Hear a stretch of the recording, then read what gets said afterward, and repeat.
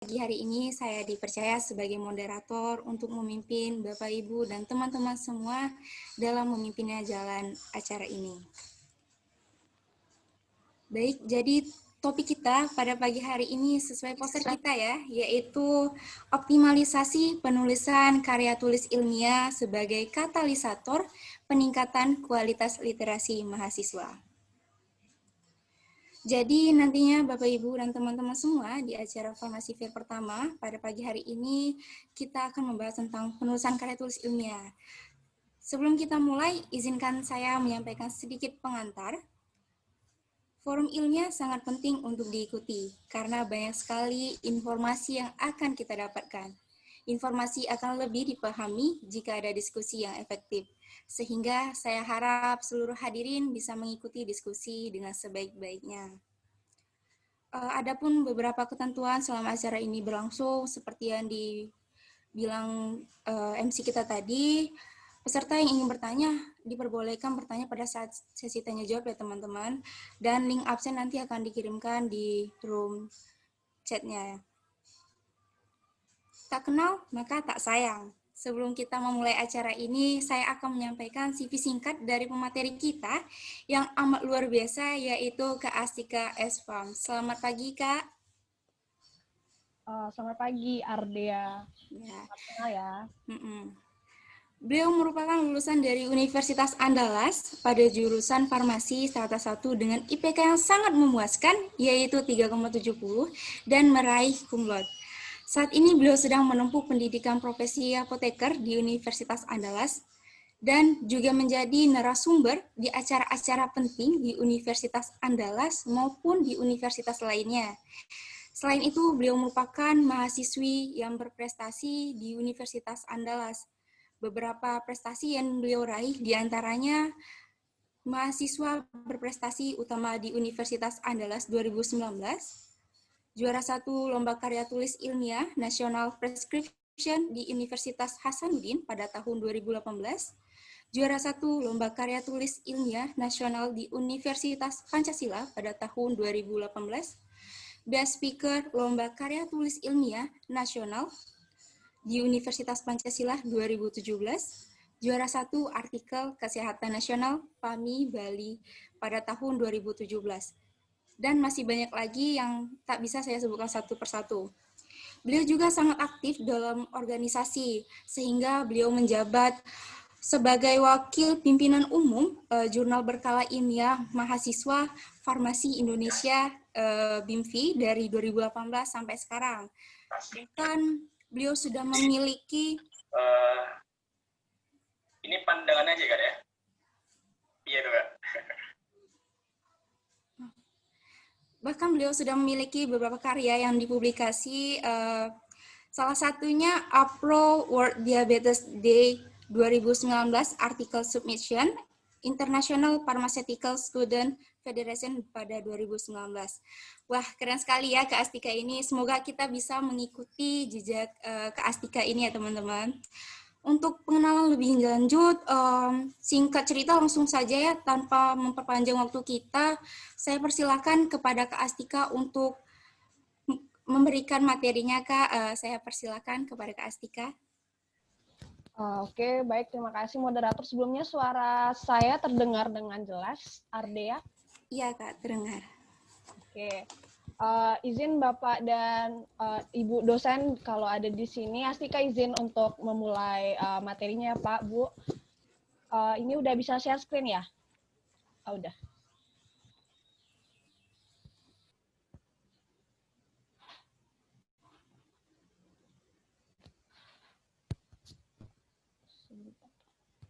Udah terlihat ya, Ardea?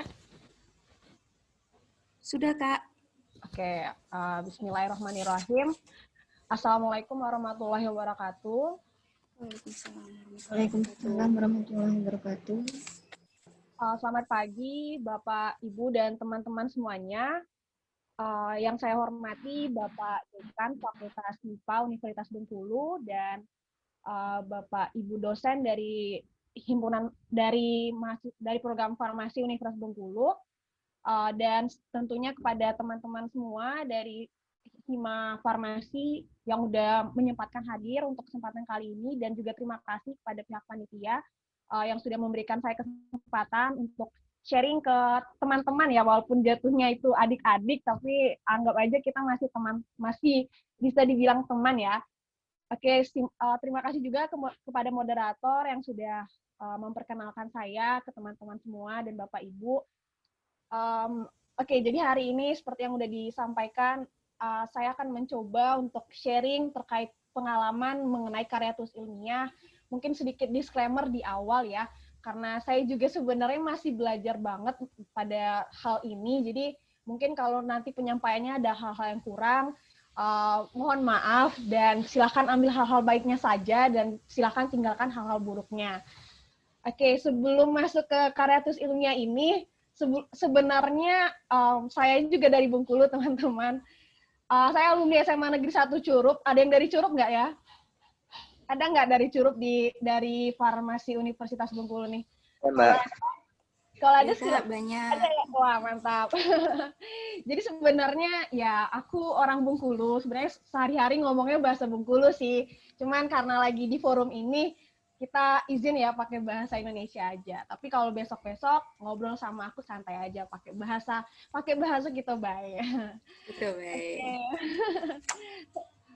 Senang sekali bisa diundang ke acara dari Himpunan Mahasiswa Universitas Bengkulu, karena bisa dibilang aku punya punya keterikatan lah, kan ini daerah sendiri, terus juga dari Curup banyak adik tingkat yang di sana, banyak teman yang di Universitas Bengkulu. Jadi pokoknya senang banget sih udah dapat kesempatan untuk sharing di Universitas Bengkulu. Oke, semoga teman-teman dari Farmasi Universitas Bengkulu bisa mengikuti sharing aku dengan baik ya. Sebelumnya moderator mau tahu dong, ini yang ikutnya angkatan berapa aja ya? Kalau dari S1 Farmasi, 3 angkatan ikut semua, Kak. Dan dari D3 juga ada yang ikut, S1 Kimia juga ada. Oke, selamat datang ya teman-teman dari S1 Farmasi, D3 Farmasi, dan D3 Kimia. Oke, jadi kita masuk ya ke inti dari karya tulis ilmiah itu sendiri. Oke, jadi mungkin yang akan aku sampaikan kali ini lebih ke konteks karya tulis ilmiah yang diperlombakan dalam tingkat mahasiswa ya teman-teman. Oke, hal pertama yang ingin aku sampaikan adalah, ini juga sebagai reminder untuk diri sendiri dan mungkin reminder untuk teman-teman semua, adalah ketika ingin mengikuti sesuatu, baik itu menulis karya tulis ilmiah, mengikuti organisasi, ataupun pokoknya melakukan kegiatan apapun di kehidupan teman-teman, kita sepatutnya harus tahu alasan kenapa kita harus melakukan itu. Kita harus punya tujuan, kita harus punya alasan. Karena kalau misalnya berjalan tanpa ada alasan, tanpa ada tujuan, itu kayak meaningless gitu, tidak ada maknanya. Jadi kalau dari aku pribadi coba untuk merumuskan sebenarnya kenapa sih kita itu harus menulis, terutama kita sebagai mahasiswa farmasi ataupun mahasiswa sains, kenapa ya kita harus menulis, apalagi menulis karya tulis ilmiah. Kan kita udah banyak nih nulis laporan, ataupun kenapa kita nggak nulis hal-hal yang lebih ringan gitu, menulis cerpen, puisi, dan lainnya. Oke, di sini aku coba untuk membahas kenapa ya kita harus menulis, terutama menulis karya tulis ilmiah. Jadi aku coba untuk membaginya menjadi 2 faktor secara besar. Yang pertama adalah faktor internal dan faktor eksternal. Untuk faktor internal yang datang dari diri sendiri, harusnya kita sebagai seorang pembelajar harus memiliki kemauan untuk selalu mengupgrade diri, harus selalu memiliki kemampuan untuk meningkatkan kemampuan kita, meningkatkan kapabilitas kita. Nah, salah satu caranya adalah dengan menulis. Kenapa sih dengan menulis kita bisa mengupgrade diri kita? Karena teman-teman semua secara tidak sadar ketika kita menulis itu bukan hanya sekedar menulis ya. Dari sebelum menulis itu kita ada proses-proses yang harus kita jalani, mulai dari mencari ide, membaca literatur. Dari sana kita akan mendapatkan banyak pengetahuan. Nah, disitulah akan ada added value atau nilai dari diri kita itu akan naik gitu teman-teman semuanya. Lalu yang kedua, faktor internal yang mendorong kita untuk menulis adalah, mungkin teman-teman di sini udah pada dengar ya, The 9 Stars of Pharmacy. Pokoknya aku waktu mahasiswa baru dulu selalu digaung-gaungkan tuh, 9 Stars of Pharmacy. Salah satunya adalah lifelong learner atau pembelajar yang sepanjang hidupnya itu harus belajar. Nah, salah satu wadah untuk kita belajar adalah dengan menulis karya tulis ilmiah. Karena sebagai seorang mahasiswa farmasi, kita tuh sangat dekat dengan apa yang dinamakan dengan ilmiah. Nah, mengapa tidak dengan kita mengaplikasikan keilmiahan kita itu dengan cara menulis seperti itu. Lalu faktor internal yang contohnya di diri aku yang mendorong aku untuk terus belajar menulis, terus belajar KTI adalah ingin menambah pengalaman dan relasi. Teman-teman tahu nggak, aku mungkin bisa hadir hari ini di depan teman-teman Farmasi Universitas Bengkulu, mungkin memang karena aku mengawalinya dari kegiatan aku menulis. Mungkin kalau misalnya aku dulu tidak mendalami karya tulis ilmiah, aku tidak akan pernah bisa untuk bertemu teman-teman di Universitas Bengkulu dan teman-teman di universitas lainnya. Jadi relasi dan pengalaman itu adalah salah satu hal yang harus kita tingkatkan ketika menjadi mahasiswa ini. Lalu mungkin teman-teman ini adalah contoh-contoh faktor internal di diri aku ya, teman-teman mungkin punya faktor-faktornya sendiri kenapa harus menulis. Silahkan cari ya kalau misalnya belum menemukan alasan kenapa saya harus menulis seperti itu. Lalu di faktor eksternal kenapa ya kita harus menulis? Nah, kalau aku dari pribadi, aku sangat terinspirasi nih teman-teman dari lingkungan. Alhamdulillah nih mulai dari SMA, di SMA Negeri 1 Curug, aku banyak sekali mendapatkan inspirasi dari senior, lalu masuk ke kampus, banyak juga inspirasi, sehingga ketika melihat orang bisa, harusnya kita juga bisa, tapi bisanya bukan hal yang instan, akan ada proses yang panjang untuk mencapai hal tersebut. Jadi, ketika teman-teman sekarang sedang berada di kampus, kan akan menemukan banyak sekali tokoh-tokoh atau senior-senior ataupun dosen-dosen yang berprestasi, silahkan dikuliklah mereka agar kita dapat terinspirasi. Lalu yang kedua adalah, menurut aku, salah satu dampak ataupun salah satu impact yang bisa kita lakukan sebagai mahasiswa adalah dengan berkarya. Karyanya apa? Salah satunya adalah KTI. Tapi aku tidak membatasi ya sih, kalau misalnya teman-teman memang punya passion di bidang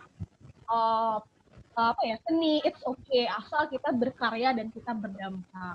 Lalu yang ketiga, nggak itu juga ya, nggak mempungkiri juga ya, ternyata awards ataupun hadiah, penghargaan itu juga bisa menjadi faktor pendorong kita untuk terus berprestasi. Semoga inilah faktor-faktor yang menurut aku, mungkin ini yang contoh-contoh yang bisa aku sampaikan ke teman-teman. Untuk PR yang pertama, silakan teman-teman yang punya ketertarikan dalam menulis KTI, yuk cari dulu faktor yang akan membuat teman-teman menjadi lebih semangat dalam menulis. Karena purpose makes you stronger. Tujuan yang jelas akan membuat kamu menjadi lebih kuat, lebih pantang menyerah dalam melakukan suatu kegiatan.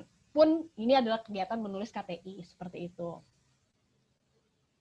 Oke, kita masuk ke karya tulis ilmiah itu sebenarnya apa, dan apa aja sih sebenarnya yang harus dilakukan ketika kita akan menulis karya tulis ilmiah. Jadi pertama, aku sampaikan dulu ya, definisi dari karya tulis ilmiah itu sendiri. Jadi karya tulis ilmiah atau kita bilangnya itu adalah scientific paper, adalah sebuah tulisan yang memaparkan hasil penelitian atau kajian pustaka terhadap suatu masalah dari seseorang atau individu yang memenuhi kaidah dan etika keilmuan. Nah, di sini ada beberapa poin yang ingin aku tekankan. Jadi karya ilmiah itu tidak sebatas dari hasil penelitian kita di lab ya teman-teman, apalagi kita sekarang kan masih mahasiswa, biasanya punya keterbatasan tuh untuk melakukan penelitian di lab, kecuali kalau misalnya kita tahun akhir ataupun mengerjakan PKM. Jadi kalau misalnya teman-teman nanti mau ikut lomba karya tulis ilmiah, teman-teman bisa masuk ke opsi yang kedua, yaitu KTI yang berisi kajian pustaka atau literatur review. Jadi kita membahas suatu masalah dengan mengacu kepada literatur seperti jurnal, buku, dan lainnya. Dan juga kalau misalnya teman-teman mau ikut LKTI, biasanya ada yang boleh sendirian, ada yang boleh, dan ada yang mewajibkan untuk tim, misalnya minimal 3 dan lainnya. Lalu juga yang harus diingat kembali dalam menulis karya tulis ilmiah itu ada kata-kata ilmiah yang harusnya kita tidak boleh lupakan. Jadi mungkin teman-teman di sini sudah tahu bahwa kaidah ilmiah itu seperti misalnya kita tidak melakukan plagiarisme, lalu kita mengacu pada sumber yang jelas, atau kita mengacu kepada jurnal yang terakreditasi dan lainnya. Jadi itu adalah poin-poin keyword dari karya tulis ilmiah itu sendiri. Sedangkan untuk format dari penulisan karya tulis ilmiah itu Ini secara garis besar, sebagian besar memang formatnya seperti ini. Jadi yang bagian pertama ya pertama sih cover ya.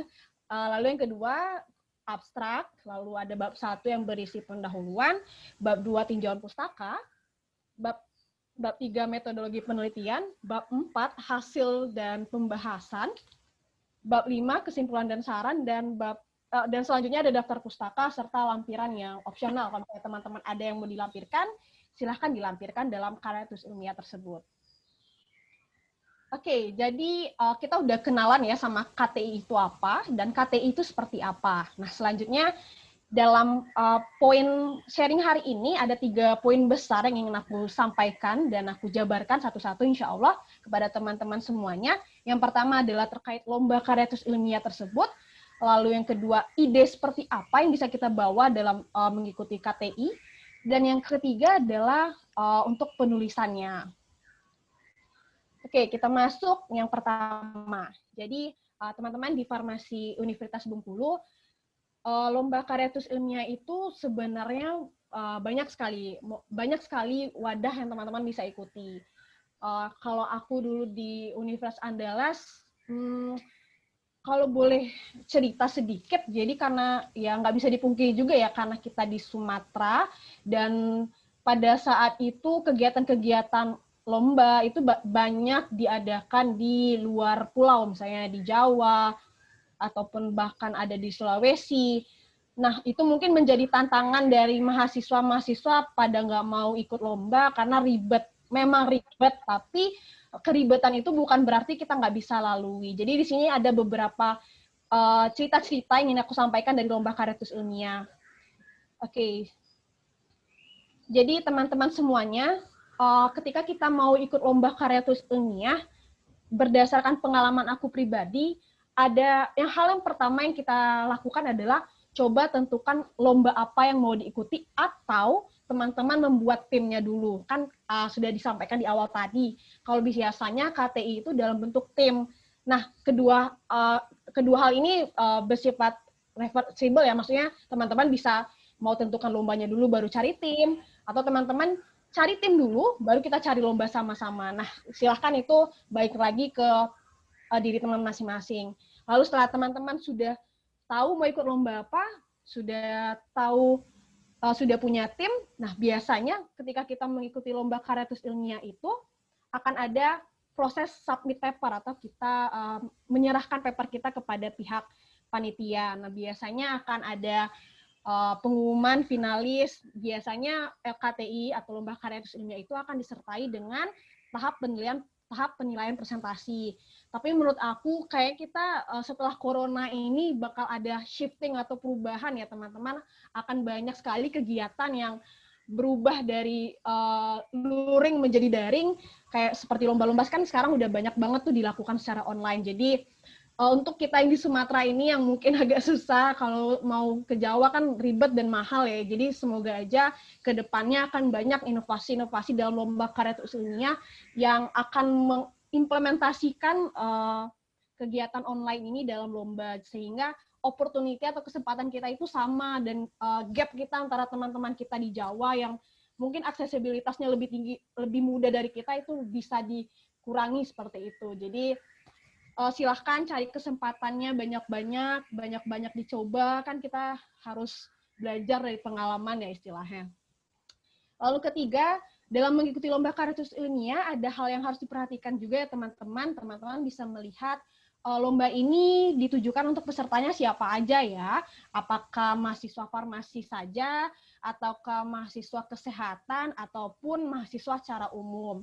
Nah, kenapa? Karena biasanya ini akan mempengaruhi dari tema, akan mempengaruhi juri-jurinya siapa, sehingga teman-teman bisa lebih mempersiapkan diri nih. Takutnya nanti kita timnya semuanya dari farmasi, terus kita nggak tahu kalau ternyata jurinya itu, kita nggak tahu ternyata lombanya itu untuk mahasiswa umum, sehingga jurinya bervariasi, ada yang dari Visipol, ada dari yang kedokteran dan lainnya. Jadi dengan kita tahu siapa pesertanya, kita tahu siapa penyelenggaranya, itu bisa membuat kita menjadi lebih prepare gitu. Lalu hal-hal Hal keempat yang diperhatikan dalam mengikuti lomba karya tulis ilmiah itu biasanya sebagai mahasiswa kita akan melihat apakah lomba ini berbayar atau tidak. Ya nggak munafik ya kalau misalnya berbayar, apalagi kita punya sistem maaf Bapak Dekan punya sistem sistem administrasi, namanya juga kan kampus yang dibiayai oleh negara, jadi masalah uang itu nggak bakal secepat hari sekarang kita minta dan sekarang juga turun, itu nggak mungkin, akan ada waktu tunggu. Jadi masalah berbayar dan tidak itu biasanya akan menjadi pertimbangan aku dan tim-tim aku untuk mengikuti sebuah lomba karya tulis ilmiah. Nah, teman-teman semuanya, ini adalah beberapa poin yang mungkin bisa menjadi pertimbangan, yang bisa menjadi pertimbangan teman-teman ketika akan mengikuti sebuah lomba karya tulis ilmiah seperti itu. Nah, ada hal yang juga sangat penting yang harus diperhatikan dalam menentukan sebuah lomba karya tulis ilmiah yang akan diikuti adalah teman-teman kalau bisa cari lomba yang sesuai dengan passion dan sesuai dengan potensi teman-teman semuanya. Jadi harapannya ketika kita mengikuti kegiatan yang sesuai passion, misalnya sesuai dengan jurusan kita farmasi, dan kita punya potensi di sana, kita bisa memberikan hasil yang lebih maksimal seperti itu. Oke, masuk ke poin kedua yang harus kita perhatikan dalam mengikuti lomba karya tulis ilmiah. Kalau yang pertama tadi kan kita udah bahas terkait lomba-lombanya ya. Lalu yang kedua adalah yang biasanya menjadi batu sandungan oleh orang-orang yang akan mengikuti lomba karya tulis ilmiah adalah ide atau inovasi atau produk apa sih yang akan kita bawa dan akan kita tulis dalam sebuah karya tulis ilmiah.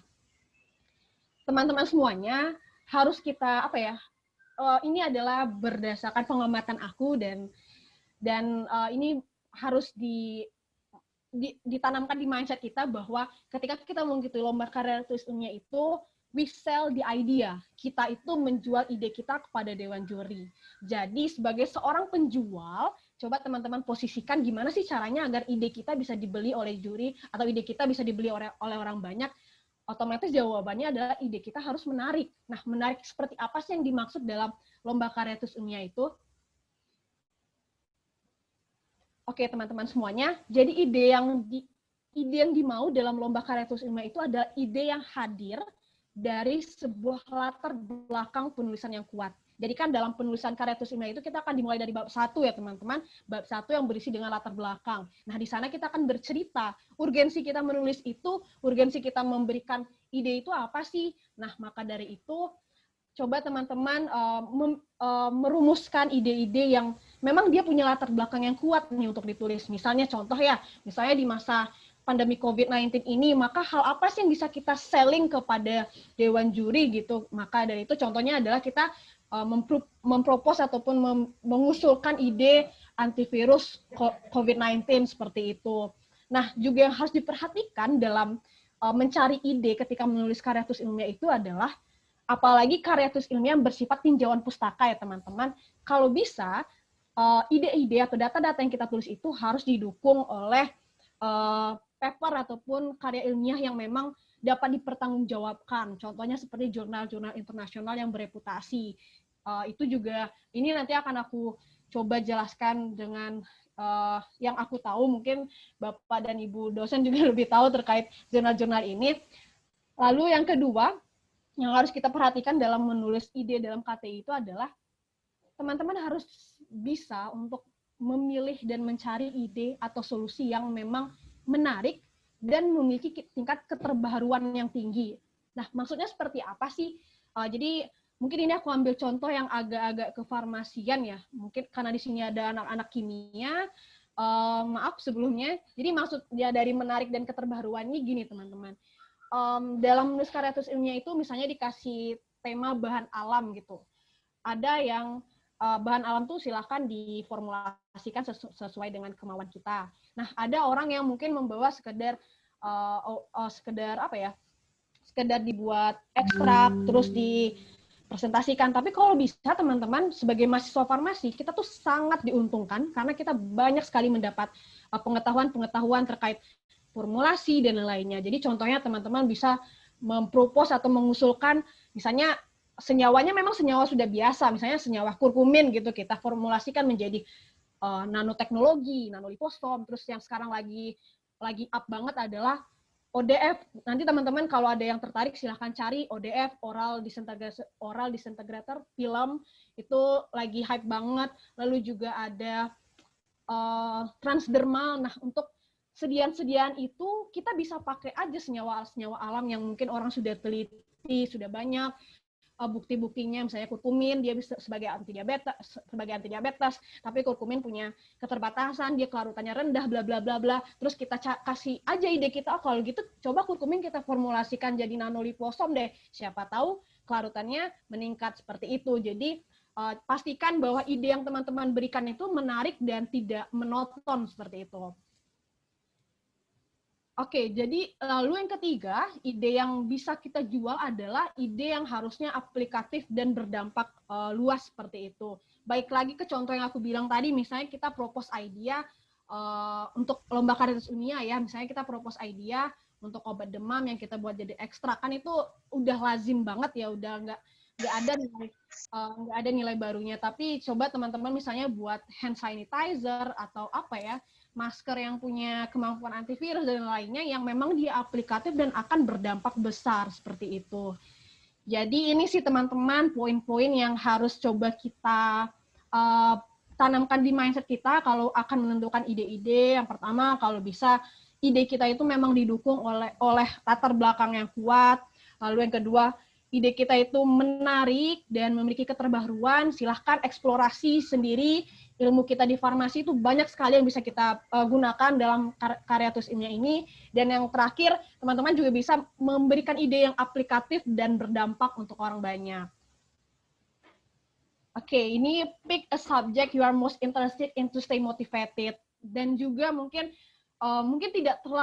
jangan terlalu memaksakan diri juga ya teman-teman. Misalnya masih tahun pertama, masih baru belajar farmasi, kita udah mau bahas tentang apa ya, tentang yang teknologi-teknologi yang udah advance ya jangan dulu sih, takutnya nanti kita bacanya malah susah dipahami karena baru belajar di 1 semester.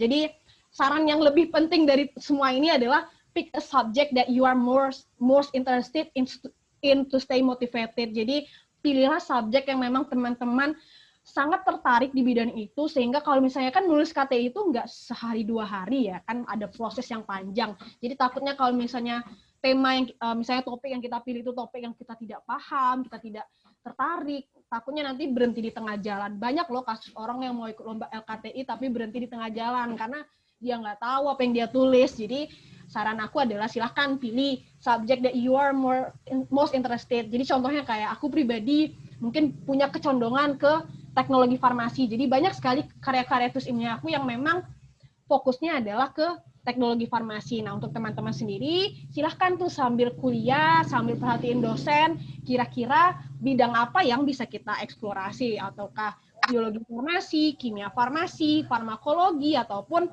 teknologi farmasi seperti itu.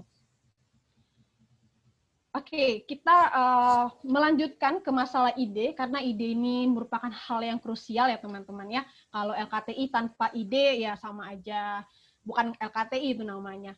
Oke, jadi ide yang bisa kita tulis dalam sebuah karya tulis ilmiah itu, pertama, sorry. Sebentar ya, baterainya. sorry.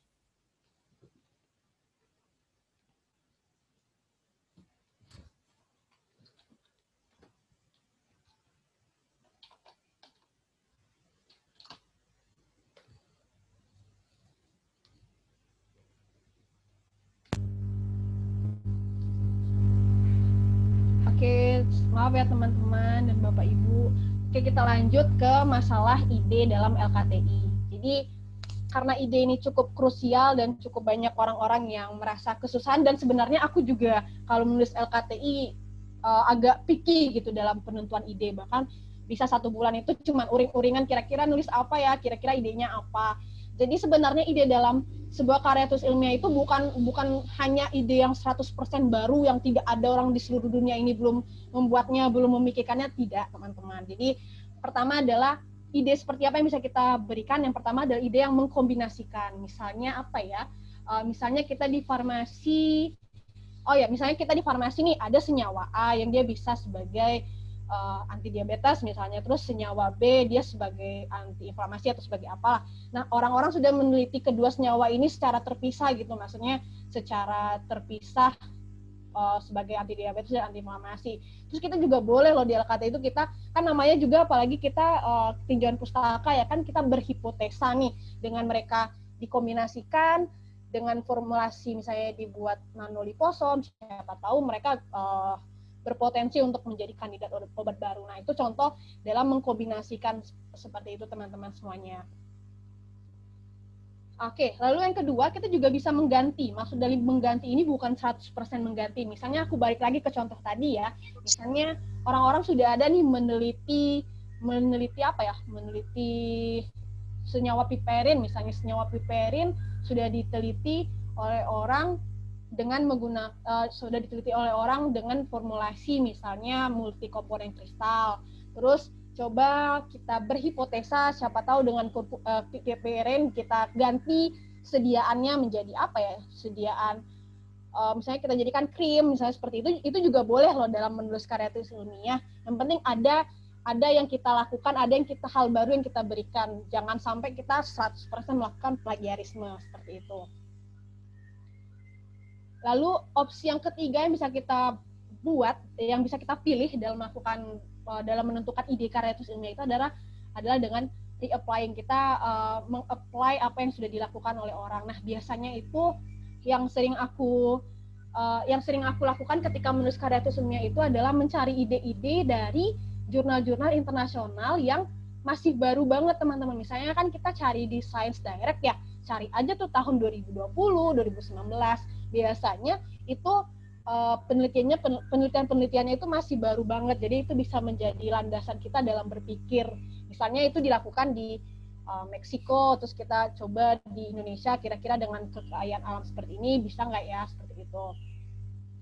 Atau yang terakhir adalah 100% ide yang teman-teman tawarkan itu baru, memang yang misalnya kita cari di internet, kita cari jurnal-jurnal itu belum ada, it's okay, itu nggak apa-apa dan bagus banget. Jadi inilah teman-teman opsi yang bisa dipilih dalam menentukan ide menulis karya tulis ilmiah. Contohnya dalam bidang kefarmasian, teman-teman bisa mengkombinasikan, teman-teman bisa mengganti, applying, ataupun memang menawarkan ide yang 100% adalah ide yang baru. Itu tergantung dengan keadaan kita masing-masing ya.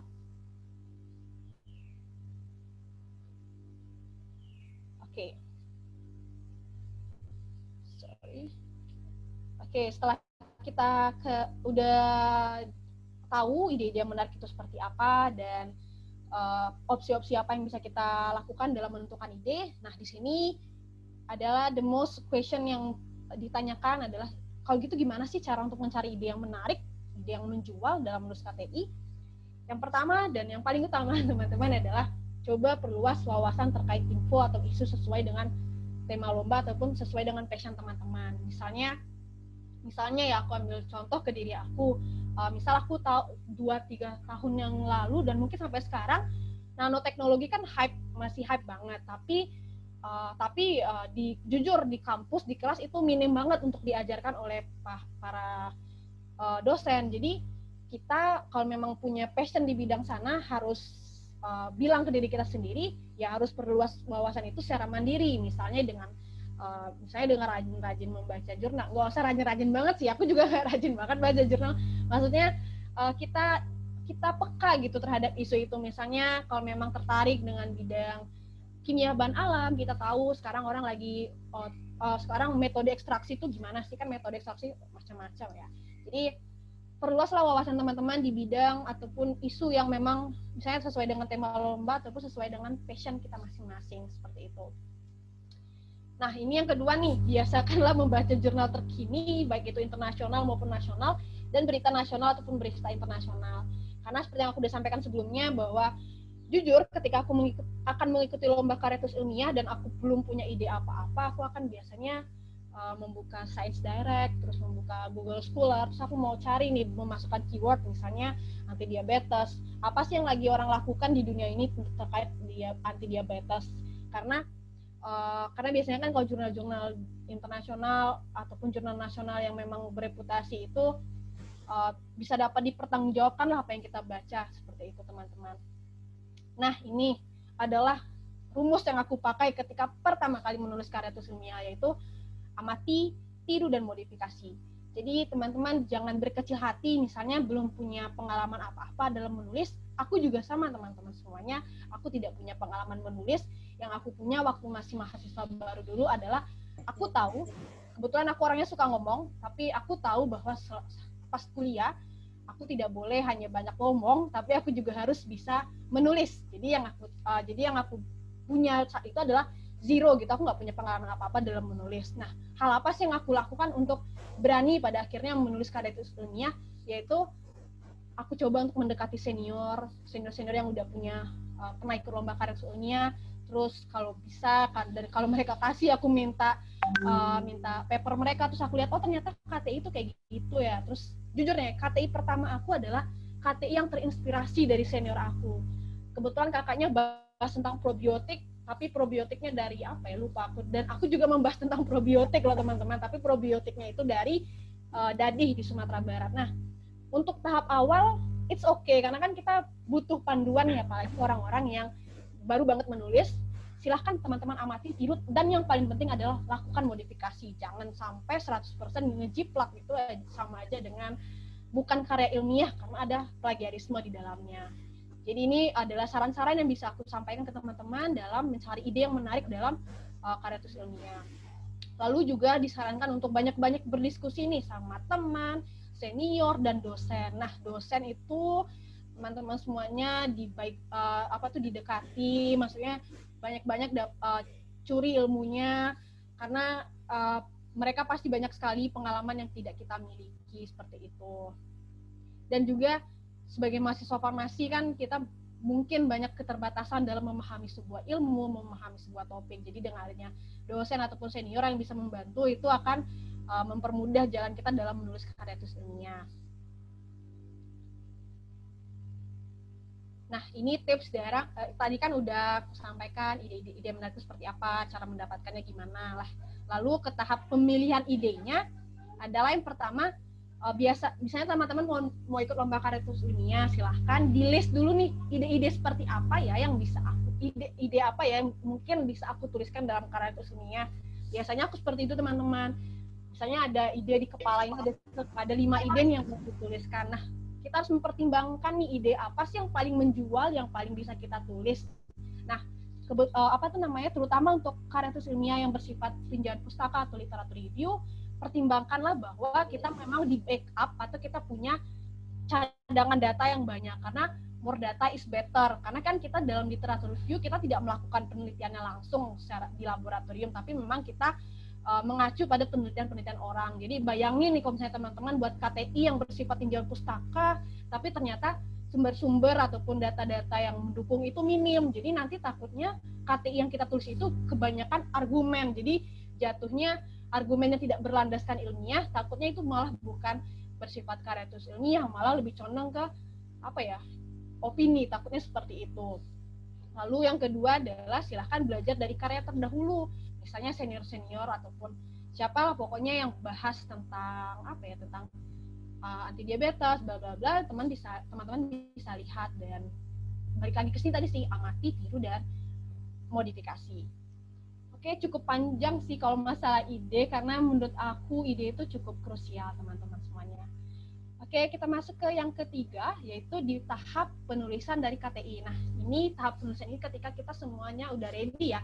Kita udah ready, lomba apa yang mau kita ikuti. Terus yang kedua, ide apa yang akan kita tulis. Nah, dalam penulisannya ini, mungkin ada beberapa hal yang harus kita perhatikan ya teman-teman semuanya.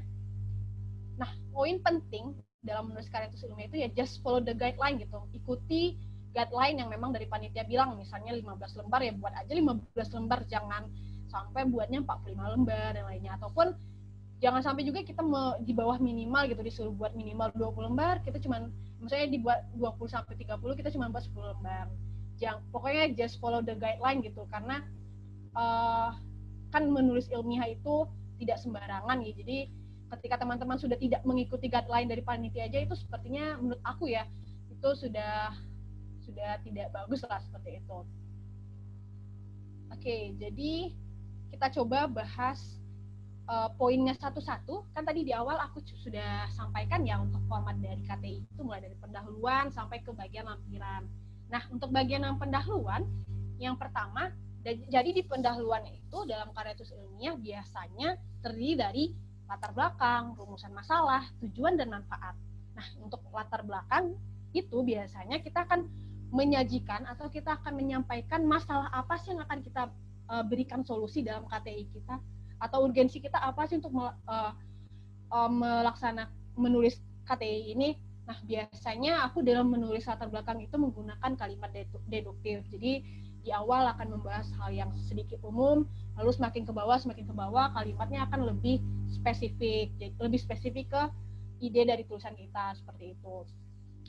Lalu yang harus diingat dalam menulis latar belakang itu juga kita harus memaparkan data, kondisi terkini, dan gambaran singkat dari gagasan kita.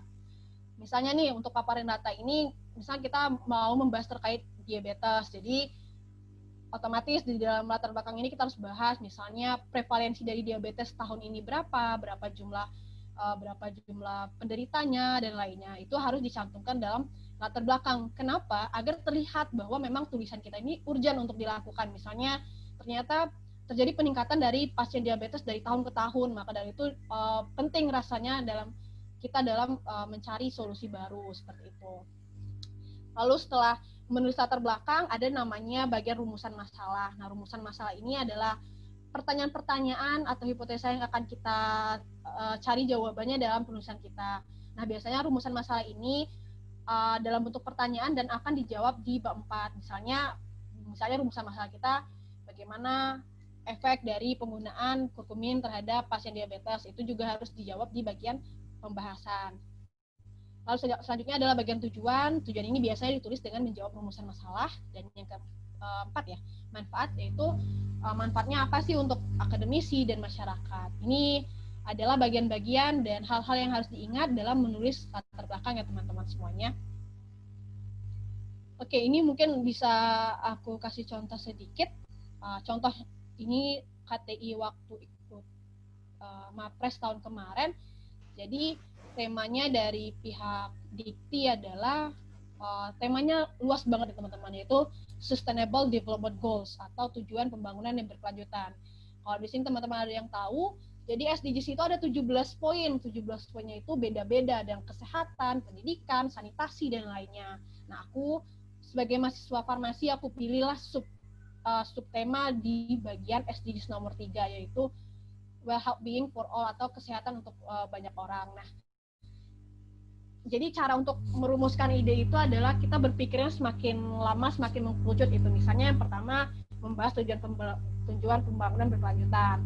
Lalu spesifik lagi nih bahas ke SDGs nomor 3 khusus untuk membahas kesehatan. Dan ketika dibaca-baca ternyata SDGs nomor 3 itu ada salah satu poinnya adalah mengurangi beban dari penyakit yang tidak menular. Contohnya seperti penyakit kronis diabetes mellitus, stroke, dan lainnya.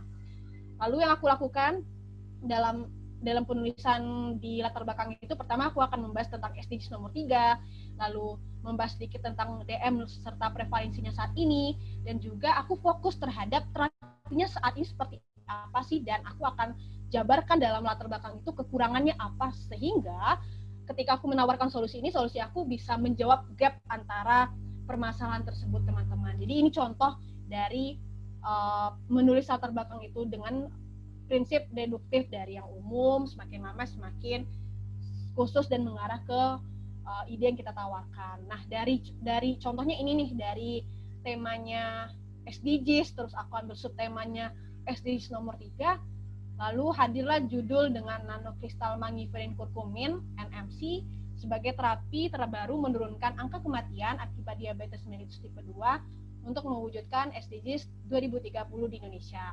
Ini mungkin salah satu contoh dalam menulis latar belakang ataupun dalam merumuskan judul dari sebuah karya tulis ilmiah.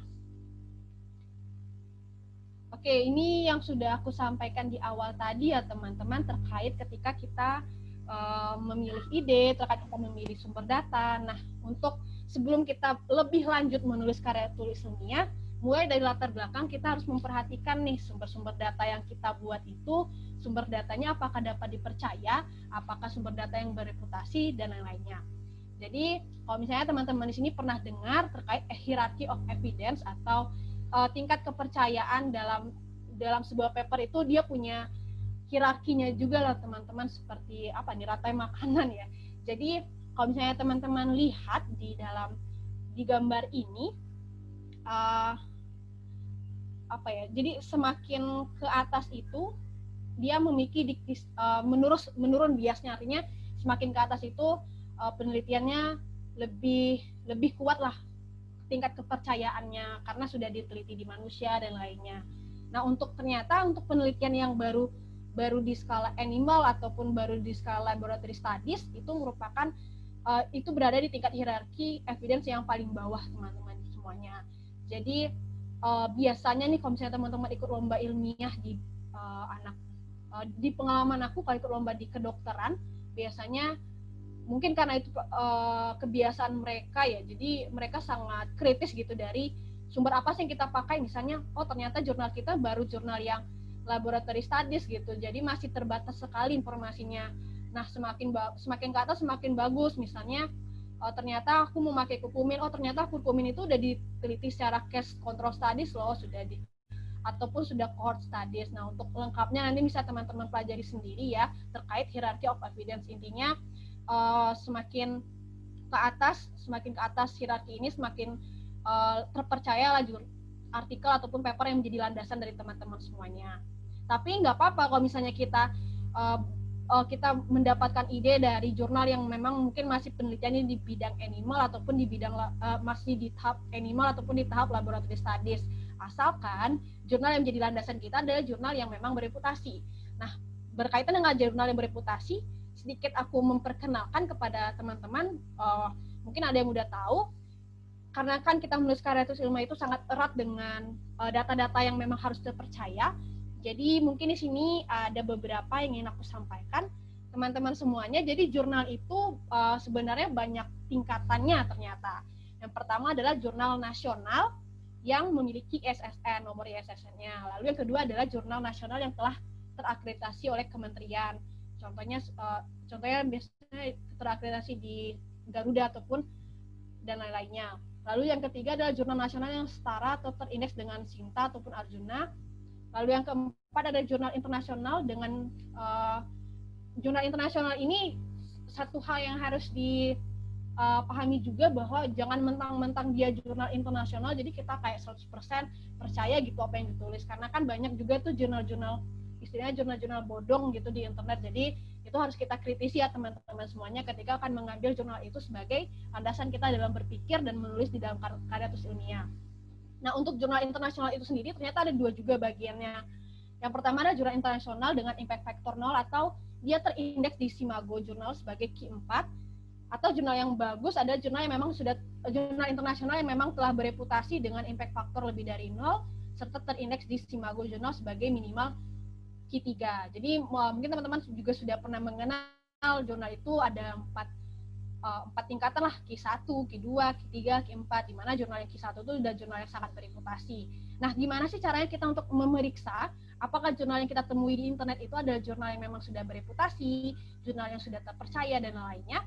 Jadi teman-teman nanti bisa coba searching aja di Simago Journal, lalu silakan cari nama jurnalnya dan lihat di bagian profilnya apakah dia sudah Q1, Q2, Q3, ataupun Q4. Nah, ini mungkin aku bisa kasih contoh jurnal-jurnal yang dihasilkan di Indonesia, maksudnya jurnal-jurnal yang best-nya di Indonesia dan udah bereputasi lah. Contohnya Indonesian Journal of Pharmacy dari UGM yang udah Q3, terus Journal of Medicinal Chemistry yang udah Q1.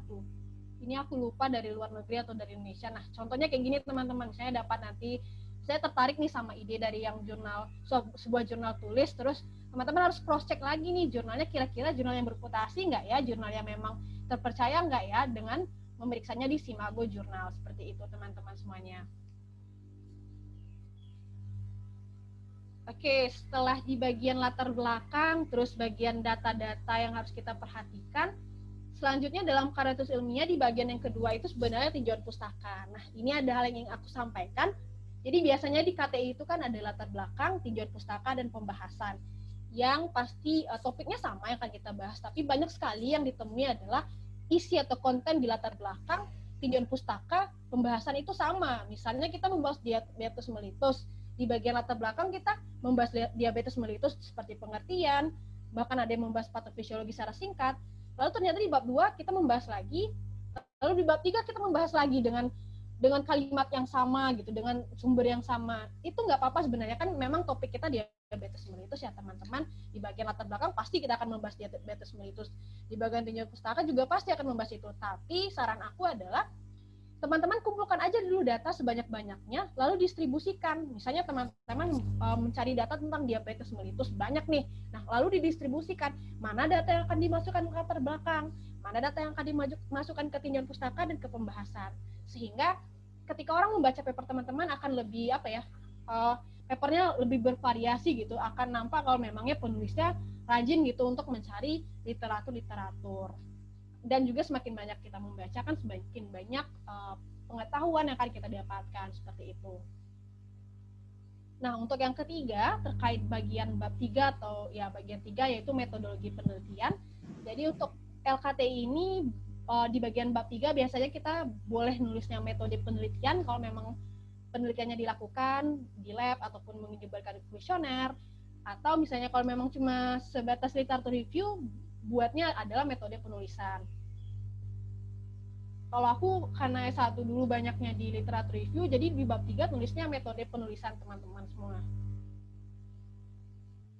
Lalu bagian bab 4 tadi kan udah disampaikan itu akan membahas pembahasan. Nah, di bagian pembahasan ini kita harus bahas tuntas rumusan masalah kita apa dan solusi yang ditawarkan. Kan tadi di bagian bab 1 kita punya rumusan masalah nih. Kita punya pertanyaan-pertanyaan yang akan kita coba jawab di paper kita. Jadi jangan sampai teman-teman punya 5 rumusan masalah di bagian bab 1, taunya pas bagian pembahasan itu tidak dijawab gitu. Jangan sampai seperti itu ya.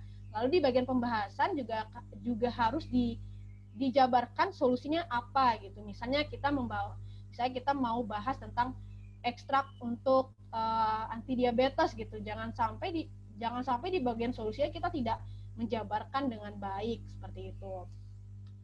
Lalu bagian bab 5 untuk kesimpulan dan saran ini bisa teman-teman tulis menggunakan paragraf ataupun bullet point, misalnya 1 kesimpulannya ini, 2 kesimpulannya itu tergantung dengan style teman-teman masing-masing dalam menulis. Oke, biasanya ini kan udah selesai nih secara garis besar terkait penulisan dari LKTI, mulai dari latar belakang, tinjauan pustaka, metodologi penelitian, terus bab 4 pembahasan, lalu bab 5 kesimpulan. Nah, baru ketika paper kita udah siap semuanya, teman-teman, baru deh kita boleh nulis yang namanya abstrak, atau seperti ringkasan lah dari penelitian kita. Biasanya abstrak itu berisi 200 sampai 250 kata dan disertai dengan keyword atau kata kunci.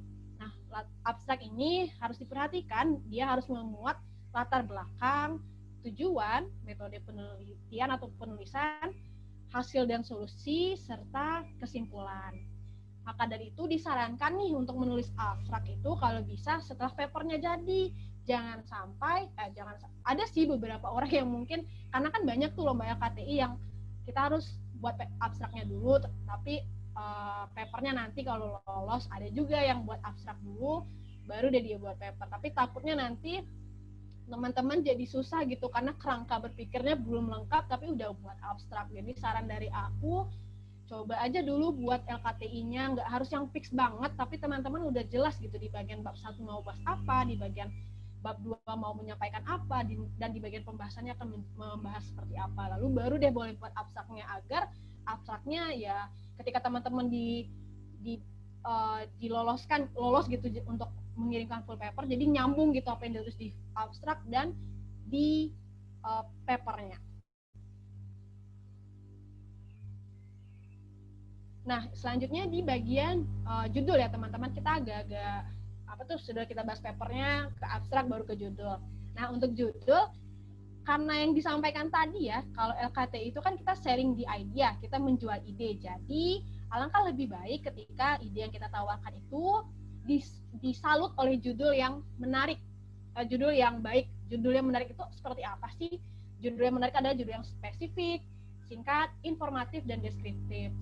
Dan juga biasanya judul dalam LKT itu banyak menggunakan akronim ataupun singkatan-singkatan yang membuat lebih menarik gitu KTI-nya.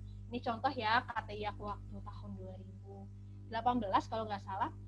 Jadi KTI aku judulnya Nanolat Candy, inovasi permen dengan menggunakan nanoteknologi sebagai solusi perawatan dari hipersensitif. Jadi di sini yang aku jual apa? Yang aku jual adalah Nanolat Candy atau permen Nanolat. Ini sendiri adalah sebuah singkatan dari permen nanoteknologi dengan senyawanya epilogalokatekin 3 galat atau EGCG.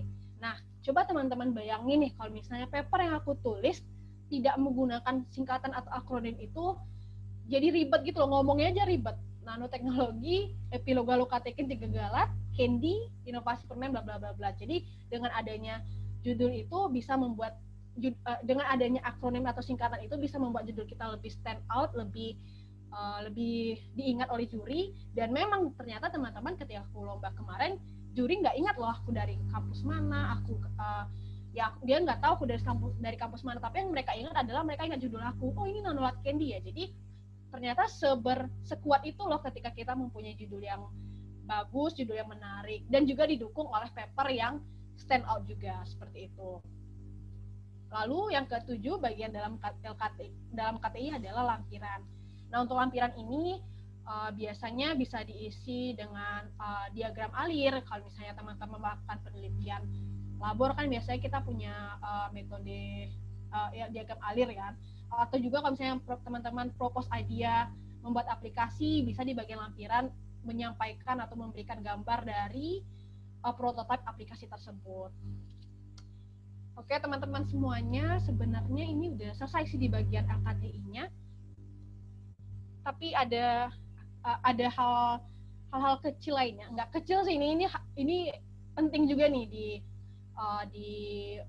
diikuti dalam menulis LKTI. Jadi ada beberapa tools yang bisa kita manfaatin loh teman-teman untuk mempermudah kita dalam menulis LKTI. Karena menurut aku ya, menulis LKTI itu sebenarnya membosankan sih. Mungkin orang-orang lain juga ada yang bilang membosankan, apalagi orang-orang yang nggak minat dalam menulis LKTI, sudah membosankan, ribet, dan lainnya. Maka dari itu, untuk meminimalisir keribetan itu, kita harus bisa memanfaatkan tools-tools yang bisa mempermudah pekerjaan kita loh teman-teman. Ini beberapa contoh yang mungkin bisa aku sarankan, misalnya fasilitas tata bahasa, teman-teman bisa menggunakan Grammarly untuk membuat abstrak dalam bahasa Inggris. Karena Grammarly ini berbayar, mungkin pihak kampus udah punya masing-masing, jadi bisa pakai akun kampus. Lalu juga ada Google Translate, ini udah makanan kita ya sehari-hari sebagai mahasiswa nih. Lalu yang kedua nih teman-teman, yang penting nih, untuk mengelola citasi atau mengelola daftar pustaka. Teman-teman yang belum kenal sama Mendeley, nanti habis dari LKT ini coba dicari ya Mendeley itu apa dan cara pakainya gimana. Karena Mendeley ini sangat membantu loh teman-teman, nggak hanya menulis LKTI, tapi juga akan membantu kita dalam membuat laporan, dan yang paling penting adalah akan membantu kita dalam menulis skripsi nantinya. Jadi akan lebih baik nih kalau teman-teman udah hebat duluan memakai Mendeley sebelum akan tempur ketika skripsi nanti. Lalu teman-teman juga bisa nih nanti cari Weva Highlighter. Jadi ini fungsinya gini loh teman-teman. Misalnya teman-teman kan cari searching tuh di website, terus teman-teman mau ngambil kalimatnya, teman-teman nanti tuh cara pakainya tinggal highlight aja, tinggal blok aja, terus nanti secara otomatis apa yang teman-teman kumpulkan tadi akan terkumpul di sebuah folder beserta dengan sumbernya dari mana aja. Kan kita banyak tuh cari sumbernya banyak-banyak, tapi setelah kita cari, kita tulis lagi, kita lupa tadi kita ngambilnya dari mana. Nah, dengan adanya web highlighter itu bisa membantu kita untuk mempermudah dari proses pencarian data. Lalu yang ketiga adalah teman-teman juga bisa memanfaatkan akses jurnal yang tak berbayar di Elsevier, Springer, dan lainnya. Ada sih jurnal yang berbayar, mungkin teman-teman bisa pakai akun kampus atau bisa pakai hackingnya. Lalu yang penting juga dalam menulis LKTI kita harus memperhatikan tingkat plagiarisme kita atau menggunakan plagiarisme checker. Jadi sebenarnya kita tidak apa-apa, misalnya mengcopy paste secara mentah tapi dengan menuliskan daftar pustakanya. Tapi biasanya itu ada syaratnya, misalnya kayak menulis skripsi mungkin maksimal 20% aja kita boleh plagiarisme. Sisanya kita memang harus memparafrase atau mengubah kalimat tapi tidak mengubah maknanya. seperti itu teman-teman. Nah, untuk plagiarisme checker ini bisa menggunakan Turnitin, tapi Turnitin ini berbayar juga. Jadi kalau misalnya kampusnya punya akses Turnitin, teman-teman coba aja minta ke pihak kampus. Tapi juga ada plagiarisme checker yang gratis teman-teman, yaitu Small Tools dan lainnya. Bisa aja cari di Google plagiarisme checker. Itu membantu sih, karena kan kita bisa mengkontrol gitu KTI kita sebenarnya tingkat plagiarismenya berapa persen ya, agar ketika sudah sampai di juri nanti, siapa tahu jurinya kan berinisiatif gitu memeriksa tingkat plagiarisme kita. Jadi dengan kita udah melakukan preventif di awal, sehingga KTI kita tidak akan tersandung dengan masalah plagiarisme ini. Nah, ini ada ekstra tips lagi dari aku, ini banyak banget nih tipsnya. Jadi yang pertama, menulis LKTI itu kita harus bisa buat outline atau gambaran besar kita menulis ini apa aja sih. Dengan adanya outline ini akan membantu kita, akan menjadi guideline, menjadi pedoman kita dalam menulis. Misalnya teman-teman akan menulis latar belakang. Teman-teman harus buat nih poin-poin apa aja sih yang harus kita cari, misalnya pengertian, terus juga mencari prevalensi data. Itu harus teman-teman coba buat garis besarnya, sehingga ketika dalam melakukan pencarian data, teman-teman lebih terarah dan lebih efisien gitu. Lalu yang kedua, dalam menulis LKTI, coba temukan zen teman-teman masing-masing. Zen itu maksudnya adalah temukan tempat, situasi yang paling nyaman teman-teman untuk melakukan kegiatan menulis. Misalnya, ada orang-orang yang dia akan sangat berkonsentrasi ketika di malam hari, di tengah malam hari. It's okay kalau misalnya teman-teman punya gaya seperti itu, tidak apa-apa. Atau ada juga orang-orang yang ternyata lebih nyaman nih menulis KTI ketika ada teman-teman timnya. It's depend on you, jadi silakan temukan zen kalian masing-masing. Nah, yang ketiga, dalam menulis LKTI ataupun menulis ilmiah lainnya adalah ketika teman-teman mencari data, take note, you have take cite. Jadi ketika kamu menulis mengambil data, kita harus juga mensitasinya. Jadi kalau misalnya cari di website nih, kita tahu mau ngambil satu paragraf, kita harus tahu sumber kita dari mana. Jangan sampai kita mengumpulkan data yang banyak, tapi kita lupa sumbernya tadi dari mana. Karena baik lagi dari awal banget, di LKTI itu adalah kita memberikan karya ilmiah. Ilmiah itu seperti apa? Salah satu karakteristiknya adalah kita tidak melakukan plagiarisme, teman-teman semuanya. Oke, jadi ini adalah ekstra tips dari aku. Panjang banget ya rasanya ngomong. Udah berapa menit nih moderator? Berapa menit lagi moderator? Sampai jam 11, Kak. Sampai jam 11? Kayaknya oke, sampai jam 11 ya. Aku coba maksimalin ya. Oke, teman-teman semuanya, semoga masih semangat ya untuk mendengar celotehan Astika. Oke, jadi ini adalah setelah tadi kan aku udah cerita nih dari KTI itu apa, terus lomba-lomba KTI seperti apa yang bisa kita ikuti, terus yang kedua ada idenya seperti apa dan bagaimana cara mencarinya, dan yang ketiga adalah terkait penulisan. Nah, ini aku sedikit sharing-sharing, cerita-cerita sedikit. Sebagai seorang mahasiswa farmasi atau mahasiswa sains karena ada dari kimia, aku banyak sekali dan aku juga dulu merasakan ini loh teman-teman. Kayak ngerasa kita di kuliah di farmasi aja tuh udah padat loh, udah banyak praktikum, kuliahnya banyak, SKS-nya banyak, laporannya banyak. Kenapa sih aku juga harus ikut KTI? Emang bisa gitu kita ikut LKTI ketika kita punya beban kuliah yang banyak? Atau yang kedua nih, masalah yang kedua, aku nggak punya pengalaman menulis sama sekali. Kayaknya nggak punya passion nih di bidang menulis, kan aku nggak punya pengalaman gitu. Atau juga ada masalah yang mungkin kita temui adalah nggak punya ide gitu. Nggak punya ide adalah masalah yang sangat klise dalam menulis LKTI. Aku pun sama sih. Aku juga nggak semulus yang moderator sampaikan tadi. Misalnya aku lomba menang itu, menang ini. Aku juga sering malahan mengalami yang namanya kegagalan, tidak menang, ataupun pernah juga berhenti di tengah jalan karena nggak bisa meneruskan apa yang aku tulis karena idenya nggak tahu mau dikembangkan kemana. Aku juga pernah di posisi itu, dan itu menurut aku adalah hal yang normal. Yang tidak normal adalah ketika kita memutuskan untuk berhenti dari berproses dengan menulis tersebut. Atau ada juga nih orang yang ataupun aku begini ya, yang merasa bahwa aduh kayaknya aku nggak semangat nih menulis paper, menulis LKTI. Nah, aku coba sharing satu-satu ya teman-teman. Pertama, stereotip mengenai mahasiswa farmasi yang memang kuliahnya udah padat, banyak kuliah, banyak praktikum. Kenapa sih kita harus capek-capek untuk menulis LKTI, lomba LKTI? Kan kita udah banyak banget nih tugas. Jadi menurut aku, teman-teman, ini kalau dari aku pribadi ya, aku merasa aktivitas di farmasi itu kan udah cukup mumet ya, udah cukup membuat sakit kepala lah ibaratnya. Jadi kalau aku pribadi, aku coba menjadikan ketika aku mengikuti lomba LKTI itu jangan selalu dipikirkan hal-hal yang ribet, misalnya hal-hal yang membuat KTI-nya ribet, tapi coba pikirkan bahwa dengan menulis LKTI itu ini nggak baik sih, tapi sebenarnya bisa jadi semangat gitu. Dengan ikut LKTI nanti kita bisa pergi-pergi gitu, bisa naik pesawat dengan gratis. Itu sebenarnya itu jadi kayak motivasi gitu.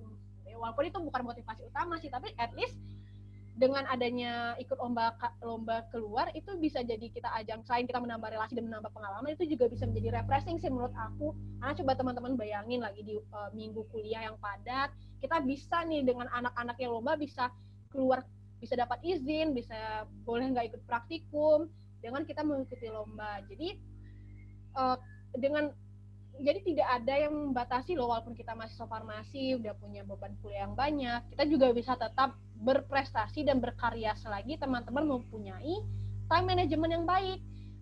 Cara dari aku, mungkin tips dari aku adalah sebelum teman-teman beranjak untuk mengikuti kegiatan di luar, baik itu berorganisasi, mengikuti lomba, hal pertama yang harus teman-teman pastikan adalah, namanya juga kita mahasiswa ya, punya amanah dari orang tua untuk sekolah. Teman-teman harus pastikan dulu bahwa teman-teman sudah mempunyai metode belajar yang tepat. Kenapa? Karena jujur teman-teman, aku banyak sekali nih izin selama kuliah, satu semester mungkin 2 atau 3 kali aku izin, dan otomatis aku akan mengalami ketertinggalan materi kan. Nah, dengan hal itu aku udah tahu nih konsekuensinya kalau misalnya aku lomba kemana-mana, aku ikut kegiatan kemana-mana, ya sedikit banyaknya akan mempengaruhi ke akademik aku. Misalnya aku nggak ikut kuliah gitu kan, dan aku akan ketinggalan materi. Tapi karena aku sudah mencari dan menemukan gitu metode belajar aku yang tepat untuk diri aku, dan ternyata dengan metode belajar yang tepat itu kita bisa belajar sama dengan teman-teman kita dengan waktu yang sama, tapi kita lebih efisien gitu teman-teman. Jadi saran aku, temukan dulu metode belajarnya gimana, baru besok-besok ikut lomba sana, ikut organisasi di sana. Jadi biar kita nggak ada beban. Jangan sampai ini kita ikut lomba kemana-mana, ikut berorganisasi kemana-mana, tapi akademik kita keteteran. Jadi kalau bisa dua-duanya jalan, dengan catatan, ya tadi aku bilang, kita cari metode belajarnya masing-masing dulu. Kalau udah tepat, yuk cus, kita harus cari pengalaman di luar kampus, seperti itu. Lalu yang kedua, masalah tidak punya pengalaman menulis. Aku udah sampaikan tadi, aku juga tidak punya pengalaman menulis, teman-teman.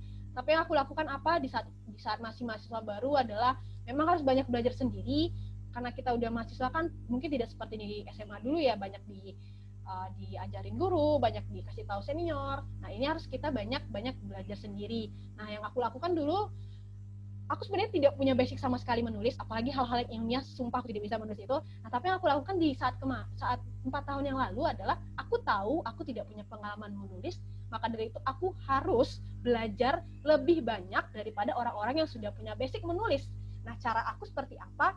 Ini mungkin saran yang bisa aku sampaikan ke teman-teman adalah, aku sebelum menulis LKT itu rajin sekali menulis di blog. Kenapa? Karena menurut aku setidaknya nih, sebelum kita menulis yang berbau ilmiah, kita sebelumnya harus terbiasa dulu untuk menulis, setidaknya mengeluarkan apa yang di kepala kita dalam bentuk tulisan dan bisa dipahami oleh orang. Nah, ternyata itu worth it gitu sama aku, dan bermanfaat ternyata sama aku dengan terbiasa menulis. Mungkin hal-hal itu terbilang nggak penting ya teman-teman untuk ditulis dan dipublikasi di blog, tapi ternyata setidaknya aku sudah sedikit terbiasa untuk menumpahkan isi kepalaku dalam sebuah tulisan. Terus aku juga terbiasa untuk setidaknya belajar menulis kalimat yang baik dan benar, kalimat yang sesuai dengan EYD. Nah, hal itu memang yang bukan kita bisa dapat dalam semalam, tapi ada waktu dan proses.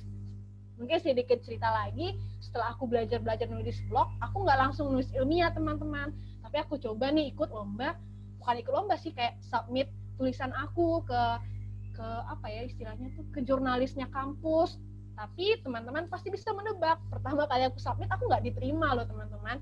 Dan itu pengalaman pertama mengikuti sebuah perlombaan menulis dengan semangat yang menggebu-gebu mahasiswa baru. Aku ditolak di saat itu sedih banget sih, kayak udah kan aku udah belajar, aku udah belajar nulis di blog, tapi ternyata nggak lulus. Dan satu yang harus diingat adalah kita nggak boleh berhenti gitu. Misalnya kalau teman-teman nanti ada yang baru banget mau ikut lomba karya ilmiah ataupun lomba menulis dan lomba-lomba lainnya, kalau misalnya nggak sukses di tembakan pertama, it's okay, it's normal gitu. Banyak orang yang melalui jalan itu, dan aku pun juga melalui jalan itu. Jadi hal penting adalah ketika teman-teman mungkin gagal nih di tahap awal, pertama jangan berhenti, terus yang kedua banyak-banyak belajar itu dari manapun, apalagi sekarang di internet banyak banget. Coba teman-teman aja searching nih di YouTube, tips dan trik menulis karya tulis ilmiah itu udah banyak banget. Jadi menurut aku nggak ada alasannya nih kalau misalnya kita nggak bisa menulis, yang adanya kita tidak ada keinginan untuk menulis, seperti itu. Lalu untuk hal-hal masalah lain, misalnya aku nggak punya ide kak, kayaknya aku nggak punya ide. Terus ini jawabannya seperti yang udah aku sampaikan tadi ya teman-teman, banyak sekali solusi-solusi yang bisa kita dapatkan, solusi-solusi yang bisa kita lakukan ketika tidak punya ide. Banyak-banyak ngobrol, banyak-banyak berdiskusi dengan dosen. Ngobrol tentang dosen itu, jadi aku banyak sekali ide-ide yang tulisan aku itu teman-teman didapatkan dari kegiatan belajar di kelas. Kan banyak kan dosen itu sering tuh kalau misalnya lagi ngajar, mereka ngomongnya banyak sekali informasi-informasi. Kadang aku catat gitu loh dari hal-hal, tadi bapaknya ngomong tentang tumbuhan ini, terus aku catat gitu, terus dicari-cari, oh ternyata iya menarik. Jadi jangan dilewatkan momen-momen yang berharga ketika di kelas, karena kita tidak tahu kan rezeki kita di mana. Jadi kalau misalnya teman-teman punya kesempatan untuk kuliah dan dosennya banyak menyampaikan hal-hal yang mind blowing, diperhatikan, dicatat dan dicari sendiri, seperti itu. Lalu yang terakhir, masalah yang juga sering muncul adalah kehilangan semangat ketika menulis LKTI. Bisa dibilang menulis LKTI itu kan bukan yang jadi sehari, jadi 2 hari. Ada sih orang-orang yang bisa mengerjakan KTI sehari 2 hari. Tapi ya itu bukan tipe aku banget sih. Kalau aku memang tipe yang agak lama dalam menulis LKTI atau menulis esai-esai, karena lamanya tuh dari yang ini loh teman-teman, membuat ide. Jadi kita harus pandai-pandai menjaga semangat kita dalam menulis. Gimana aja caranya? Pertama, kalau teman-teman memang ikut lombanya bertim, saran aku carilah tim yang memang teman-teman nyaman di sana. Teman-teman bisa banyak belajar satu sama lainnya. Jadi ketika punya support system yang baik, kita akan selalu terjaga semangatnya, insya Allah ya teman-teman. Dan itu terbukti sama aku.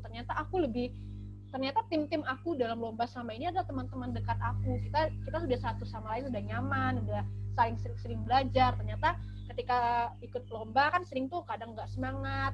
Itu bisa kita selesaikan dengan baik-baik. Atau ada juga cara lain, kayak teman-teman bisa memotivasi diri gitu dengan cara misalnya lihat orang-orang yang udah menang di bidang itu, jadikan itu motivasi dan inspirasi untuk terus bergerak. Wah, udah kayak motivator. Sebenarnya aku bukan motivator. Jadi, ini ada satu quotes yang merupakan quotes favorit aku di tahun 2020 ini. Jadi aku ada baca buku Good Vibe, Good Life. Di salah satu kalimat di bukunya ada bilang, Beckham didn't become a master of free kicks overnight. He practiced over and overnight. He didn't practice until he got his free kicks right, but until he couldn't get them wrong. Jadi ceritanya adalah dia bercerita tentang Beckham, seorang master dalam sepak bola, di mana dibilangnya seorang Beckham aja yang udah master dalam bidang sepak bola itu, dia tidak menjadi seorang master dalam waktu satu malam gitu. Hari ini dia belajar, besok dia jadi master, enggak. Tapi dia terus berlatih dan berlatih. Dan dia tidak berhenti untuk berlatih sampai dia benar gitu melakukan free kick. Artinya misalnya dia tidak akan berhenti untuk berlatih mentang-mentang dia udah satu kali benar free kick, tapi dia terus berlatih sampai dia tidak akan pernah membuat kesalahan dalam melakukan free kicks. Artinya dia akan selalu belajar dalam prosesnya. Nah, ini juga bisa kita aplikasikan dalam kehidupan kita ataupun dalam kegiatan menulis. Seorang pembelajar yang baik adalah pembelajar yang tidak akan berhenti belajar. Walaupun nih misalnya udah menang sekali, itu bukan artian kita harus berhenti belajar, tapi kita harus terus belajar untuk mengimprove dan mengumpulkan banyak prestasinya, seperti itu teman-teman. Oke, sebenarnya slide aku udah habis, tapi masih ada waktu sedikit ya, moderator. Oh, masih ada, Kak. Mungkin di sini aku coba tampilin LKTI aku zaman zaman dulu. Maksudnya baru 2 tahun yang lalu sih. Jadi biar lebih kayak terbayang gitu yang apa yang aku omongin dari tadi.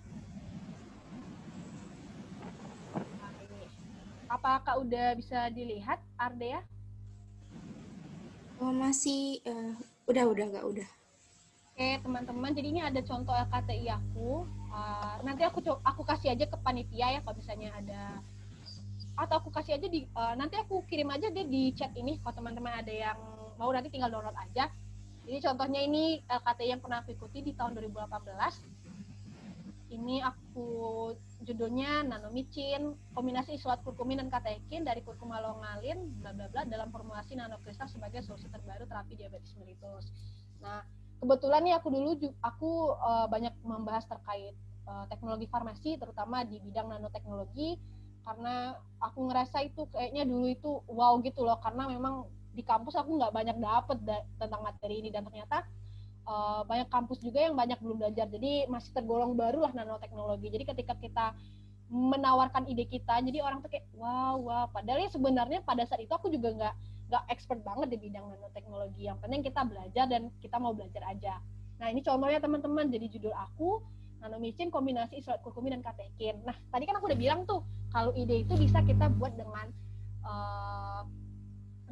melakukan kombinasi ataupun mengganti. Jadi kalau cerita dikit nih, ternyata sebenarnya awal cerita aku mendapatkan ide ini adalah aku udah baca nih kurkumin itu dia terbukti sebagai anti diabetes. Terus katekin dia juga bisa berfungsi sebagai anti diabetes. Tapi antara kurkumin dan katekin itu dia memiliki mekanisme yang berbeda. Mungkin teman-teman juga udah belajar ya kalau metformin kerjanya di mana, akarbose kerjanya di mana. Jadi cerita paper ini beranjak dari aku pernah membaca jurnal kalau misalnya metformin dan akarbose itu di luar negeri ya kalau nggak salah sudah dalam bentuk fixed dose combination atau sudah dalam bentuk satu tablet tapi ada dua zat aktif, dan orang-orang sudah menggunakannya untuk mengobati diabetes mellitus. Artinya nanti mereka punya 2 mekanisme dong, satu mekanismenya ke liver, ke sel perifer ataupun ke insulinnya yaitu metformin, dan satunya lagi ke akarbose di usus halus. Nah, setelah aku melihat paper itu, aku menjadi seperti terinspirasi gitu, kira-kira kalau senyawa alam yang punya mekanisme seperti metformin dan senyawa alam punya mekanisme seperti katekin, coba aja dulu berhipotesa mereka dikombinasikan seperti itu. Maka dari itu hadirlah paper ini dengan mengkombinasikan kurkumin dan katekin dari jurnal yang aku baca tadi. Lalu sedikit ditambah biar lebih stand out gitu papernya, diformulasikan dalam bentuk nanokristal. Ini kita sekalian apa istilahnya ya, tengok-tengok sedikit lah. Jadi ini kalau ada, tadi kan aku bilang abstrak, ada juga yang mintanya mintanya ringkasan gitu. Jadi seperti yang aku sampaikan tadi, ini bagian latar belakang atau pendahuluan, lalu ini bagian metode, lalu ini bagian hasil,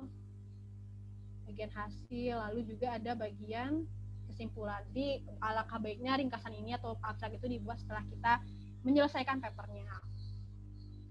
Ini masuk ke latar belakang. Nah, ini contohnya tadi kan teman-teman udah, ini judulnya nih biar sama-sama ingat, nanomicin, intinya kombinasi kurkumin sama katekin untuk diabetes mellitus. Gimana cara kita menulis latar belakangnya? Jadi kalau aku kemarin 2 tahun yang lalu sih nulisnya, pertama bahas dulu diabetes mellitus itu apa secara singkat, lalu keadaan ataupun jumlah penderita diabetes mellitus sekarang itu apa, bagaimana, maksudnya berapa. Setelah itu bahas juga sedikit pembedanya antara DM tipe 1 dan DM tipe 2, karena aku akan lebih fokus ke DM tipe 2 di paper ini. Lalu kan di sini aku di paper ini menekankan untuk mencoba mengganti atau menjadi terapi tambahan dari terapi konvensional. Terus disampaikan juga di bagian latar belakang, sekarang ini pengobatan diabetes mellitus seperti apa sih, dan sampaikan juga kelemahan-kelemahan apa yang ada dalam pengobatan saat ini, sehingga ketika kita memaparkan ide kita bisa menjawab permasalahan dari kekurangan-kekurangan tersebut. Lalu setelah membahas tentang terapinya secara singkat, terapi saat ini, disampaikanlah juga ternyata kita tuh sebenarnya punya, kalau aku contohnya misalnya kita punya punya sumber daya alam yang banyak loh yang bisa kita manfaatkan. Contohnya ternyata gambir, contohnya di Sumatera Barat, ternyata gambir dengan senyawa katekin, dia bisa loh sebagai anti diabetes. Lalu juga ternyata kurkumin juga bisa.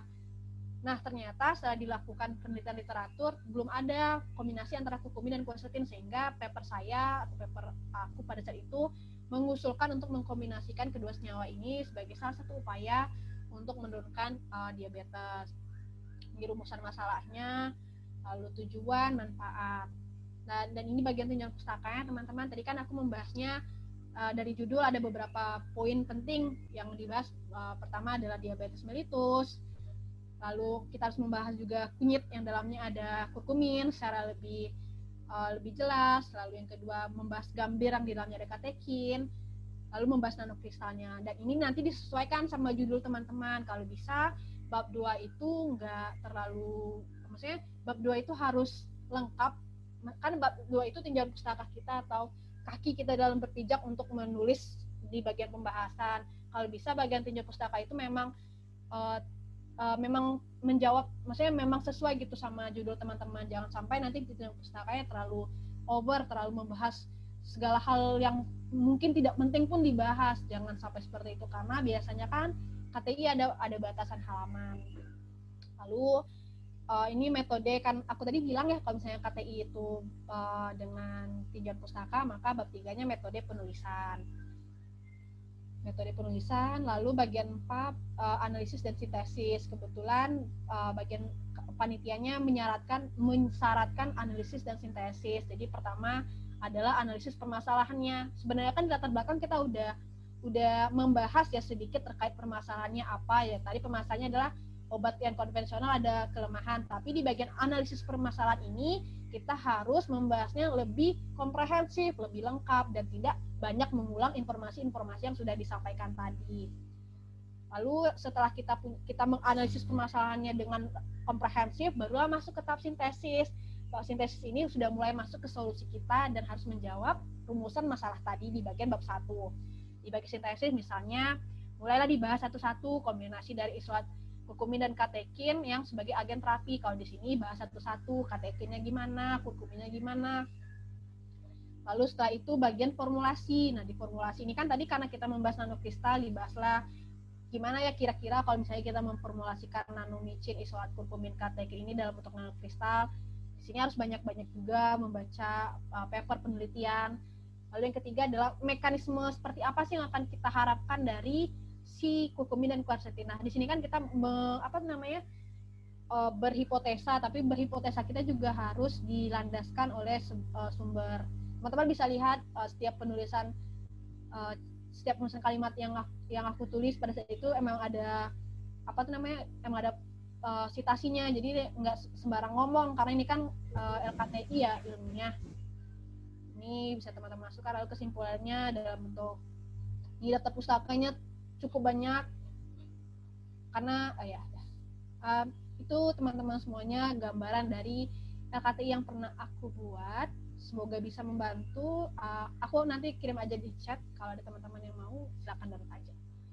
Oke, moderator, balik lagi ke PPT aku ya sebentar. Oke, teman-teman semua dan Bapak Ibu dosen, alhamdulillah udah sampai di sesi terakhir dari sharing Astika hari ini. Terima kasih kepada teman-teman dan Bapak Ibu yang sudah mengikuti dari awal sampai akhir. Maaf ya kalau misalnya tadi ada kesalahan dalam penyampaian. Ya silakan ambil yang baik dan tinggalkan yang buruk. Terus kalau teman-teman nanti ada yang mau kontak aku silahkan, mau ngobrol-ngobrol terkait LKTI silahkan. Atau kalau mau ke rumah aku juga silahkan, di Curup ada yang di Curup silahkan ke rumah aja. Ngobrol terkait LKTI, it's okay. Ini ada nomor WhatsApp aku, nomor email, alamat LinkedIn, dan juga Instagram. Semoga kita bisa berkoneksi ya, karena kita sama-sama di farmasi. Kemungkinan berkolaborasi di masa depan sangat tinggi, jadi I'm open kalau misalnya ada dari farmasi. Kalau misalnya aku nggak fallback, nanti bilang aja ya ke aku dari farmasi unit. Oke, dari aku udah cukup, dan aku kembalikan kepada moderator. Terima kasih. Baik, terima kasih banyak Kak atas paparan yang sangat bermanfaat dan luar biasa ini ya Kak. Mungkin kini tiba saatnya kita masuk ke sesi tanya jawab. Langsung saja Kepada teman-teman yang ingin bertanya, saya persilahkan.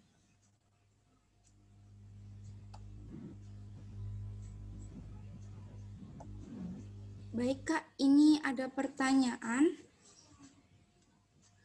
dari Halwa. Assalamualaikum warahmatullahi wabarakatuh. Saya Halwa Balkis Mahardika dari S1 Farmasi. Saya mau nanya Kak, terkadang ketika mencari jurnal atau sumber data untuk membuat KTI, terlalu banyak jurnal malah jadi pusing mau ngambil yang mana, atau kurang sumber data malah kurang data dan ngeblank. Pernah dapat ide baru yang kurang banget, orang kepikir, pas cari jurnal malah kekurangan sumber, dan akhirnya malah bingung sendiri. Jalan keluarnya gimana ya Kak? Juga kalau mau mencari sumber data atau jurnal, gimana ya Kak yang bagusnya, biar nggak bingung? Oke, pertanyaan yang ini yang di kolom chat ya, Halwa Iya ya? Kak, iya. Aku coba baca dulu ya, karena agak panjang nih. Iya. Bentar ya, saya mau nanya.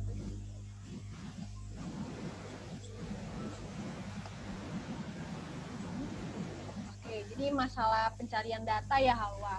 Jadi memang kita kalau lagi cari data itu mungkin ada 3 kemungkinan akan kita temui. Pertama, datanya banyak sekali, atau yang kedua datanya dikit, lalu yang ketiga datanya pas lah sama yang kita mau. Jadi yang pertama, kalau misalnya jurnalnya terlalu banyak sekali informasi yang kita dapatkan.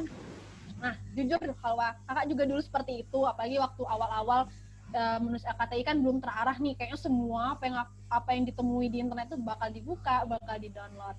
Maka dari itu, seperti yang dibilang tadi di awal, kalau bisa, kalau itu sebelum mencari referensi itu memang tentukan dulu outline-nya, mau cari apa aja sih. Jadi sehingga ketika dalam pencarian itu tertata.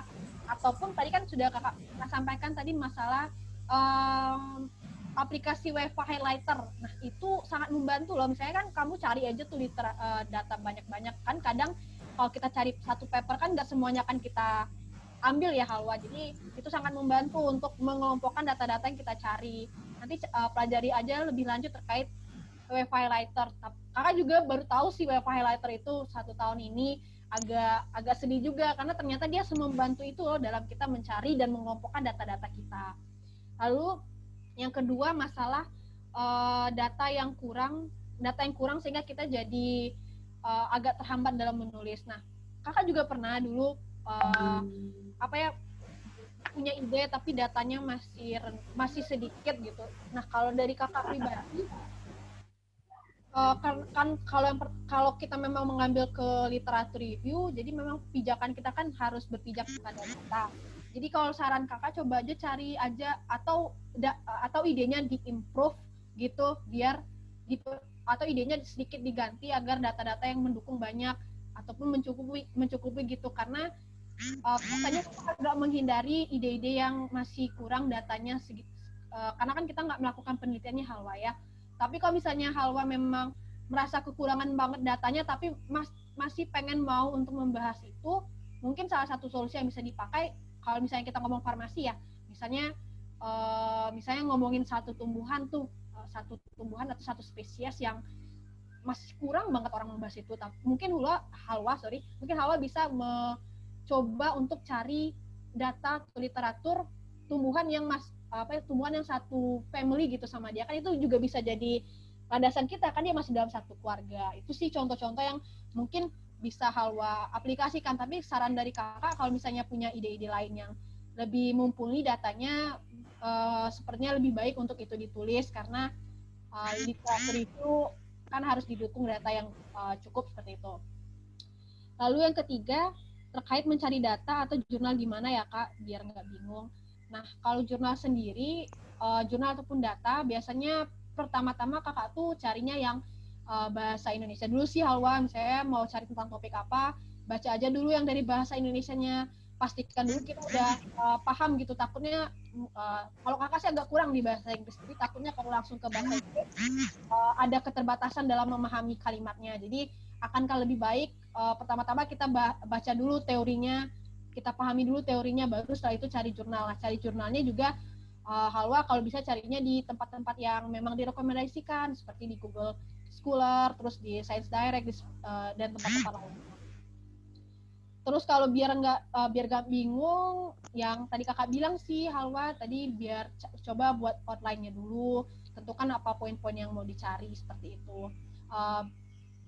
Mungkin dari kakak udah cukup. Gimana Halwa dan moderator?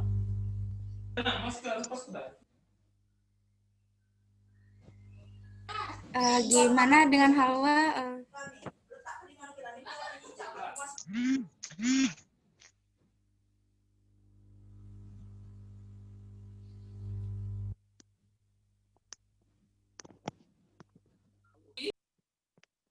Halwanya tadi terkendala oleh sinyal, katanya tadi di WhatsApp grup. Mungkin sudah jelas Kak mengenai pertanyaan dari saudari Halwa. Lanjut aja pada moderator. Baik Kak, ini ada pertanyaan dari Alzidan S1 Kimia. Untuk Alzidan, boleh?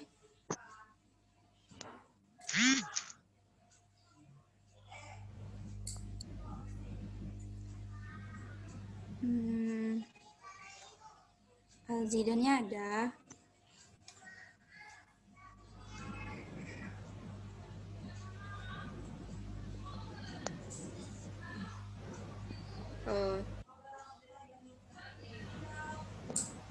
Kita lanjut ke pertanyaan selanjutnya aja ya Kak. Ini dari Putri Rahmalia. Assalamualaikum Kak, perkenalkan nama saya Putri Rahmalia. Saya dari S1 Farmasi ingin bertanya. Saya ingin menanyakan tentang bagaimana cara kita mendeskripsikan ide atau teori yang kita dapat dalam sebuah penelitian, dan bagaimana cara menulis karya ilmiah yang baik dan benar dari pengalaman kakak sendiri, agar kami semata-mata selalu memplagiat hasil dari orang lain gitu, tidak memplagiat gitu. Terima kasih. Wassalamualaikum warahmatullahi wabarakatuh. Oke, halo Rahmalia. Jadi pertanyaannya yang pertama, bagaimana cara kita mendeskripsikan ide atau teori yang didapat dari sebuah penelitian. Jadi kalau dari pengalaman yang kakak dan kebetulan sudah juga membuat skripsi, jadi dalam mendeskripsikan ide atau teori yang kita buat dalam sebuah paper itu, teman-teman harus bisa memastikan bahwa kalimatnya sudah kalimat yang concise atau kalimatnya sudah sesuai dengan kaidah SPOK, dia kalimat pasif seperti itu. Lalu dalam penulisan karya ilmiah juga disarankan untuk bukan disarankan sih, jangan menggunakan verba seperti noun seperti saya mengusulkan gitu, tidak, tapi teman-teman ganti dengan misalnya penulis mengusulkan ide bla bla bla bla dengan data yang seperti ini. Mungkin nanti kakak share aja ya paper kakak yang lama biar bisa dilihat contohnya seperti apa. Lalu dalam mendeskripsikan ide atau teori, kalau misalnya ini ide atau teorinya bersifat literatur review, misalnya kan tadi kita memberikan ide yang belum kita lakukan di labor, tapi kita memberikan ide yang berlandaskan sama tinjauan pustaka. Jadi dalam teman-teman menyampaikan ide tersebut, teman-teman juga harus memberikan penjelasan atau memberikan penjelasan kalau misalnya hal ini hal ini berdasarkan dari penelitian bla bla bla bla. Jadi teman-teman harus bisa mensitasinya dengan baik untuk mendeskripsikan ide atau teori dalam sebuah penelitian atau KTI, terutama yang literatur review. Lalu yang kedua, bagaimana cara menulis karya ilmiah yang baik dan benar dari pengalaman kakak sendiri. Nah, untuk menulis karya ilmiah itu, teman-teman bagaimana cara menulis yang baik dan benar, seperti yang disampaikan tadi sih, kalau menulis secara menulis ya itu teman-teman bisa follow aja guideline dari panitianya seperti apa, lalu juga sering-sering berlatih menulis kalimat yang ilmiah, karena kalimat ilmiah kan punya karakteristiknya sendiri ya teman-teman.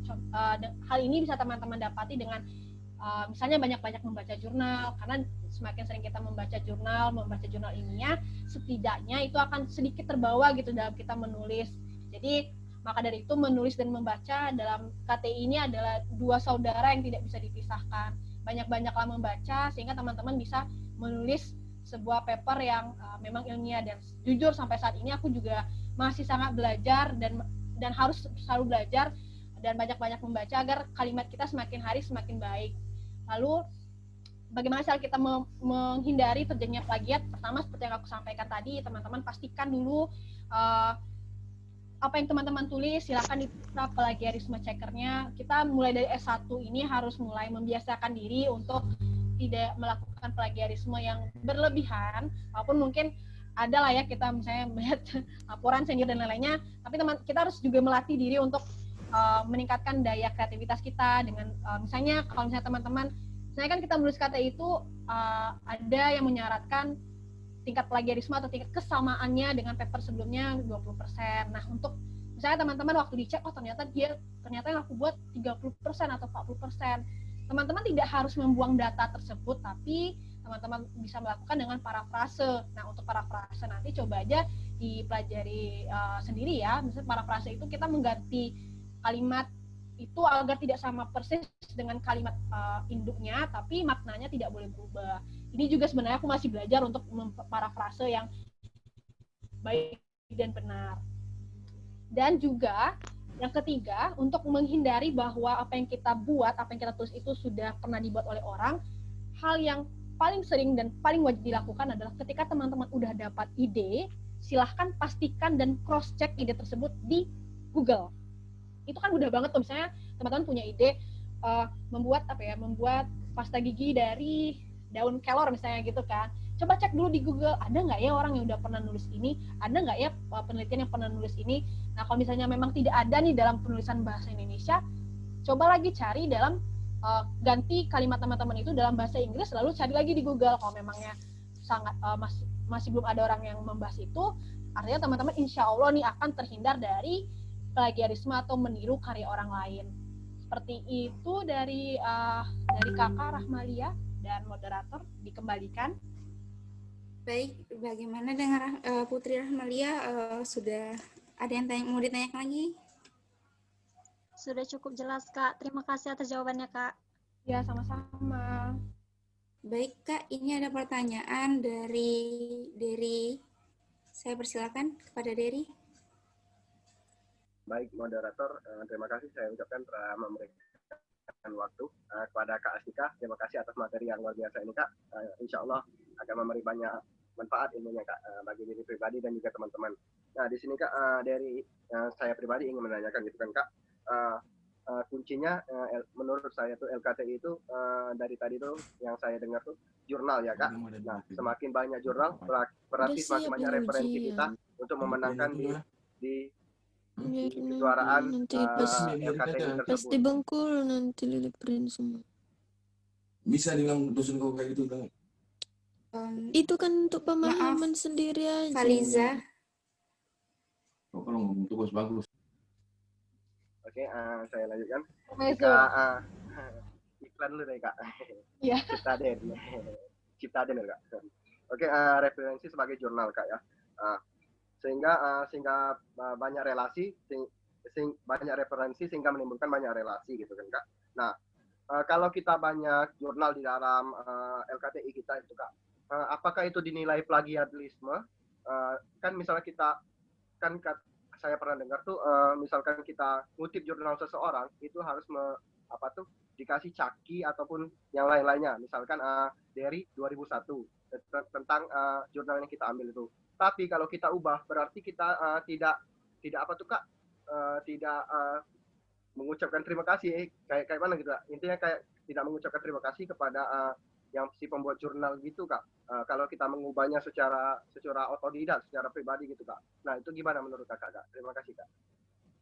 Oke, dari Kakak coba jawab ya, tapi kalau misalnya nggak nyambung tolong interupsi ya. Jadi yang pertama terkait masalah database kita, jurnal kita banyak, apakah itu akan mempunyai korelasi untuk kita memenangkan sebuah KTI? Sebenarnya tidak. Karena sebenarnya ada dua hal yang harusnya kita pahami adalah kita bisa cari jurnal, kita juga bisa mengelola jurnal. Maksud dari mengelola jurnal itu apa?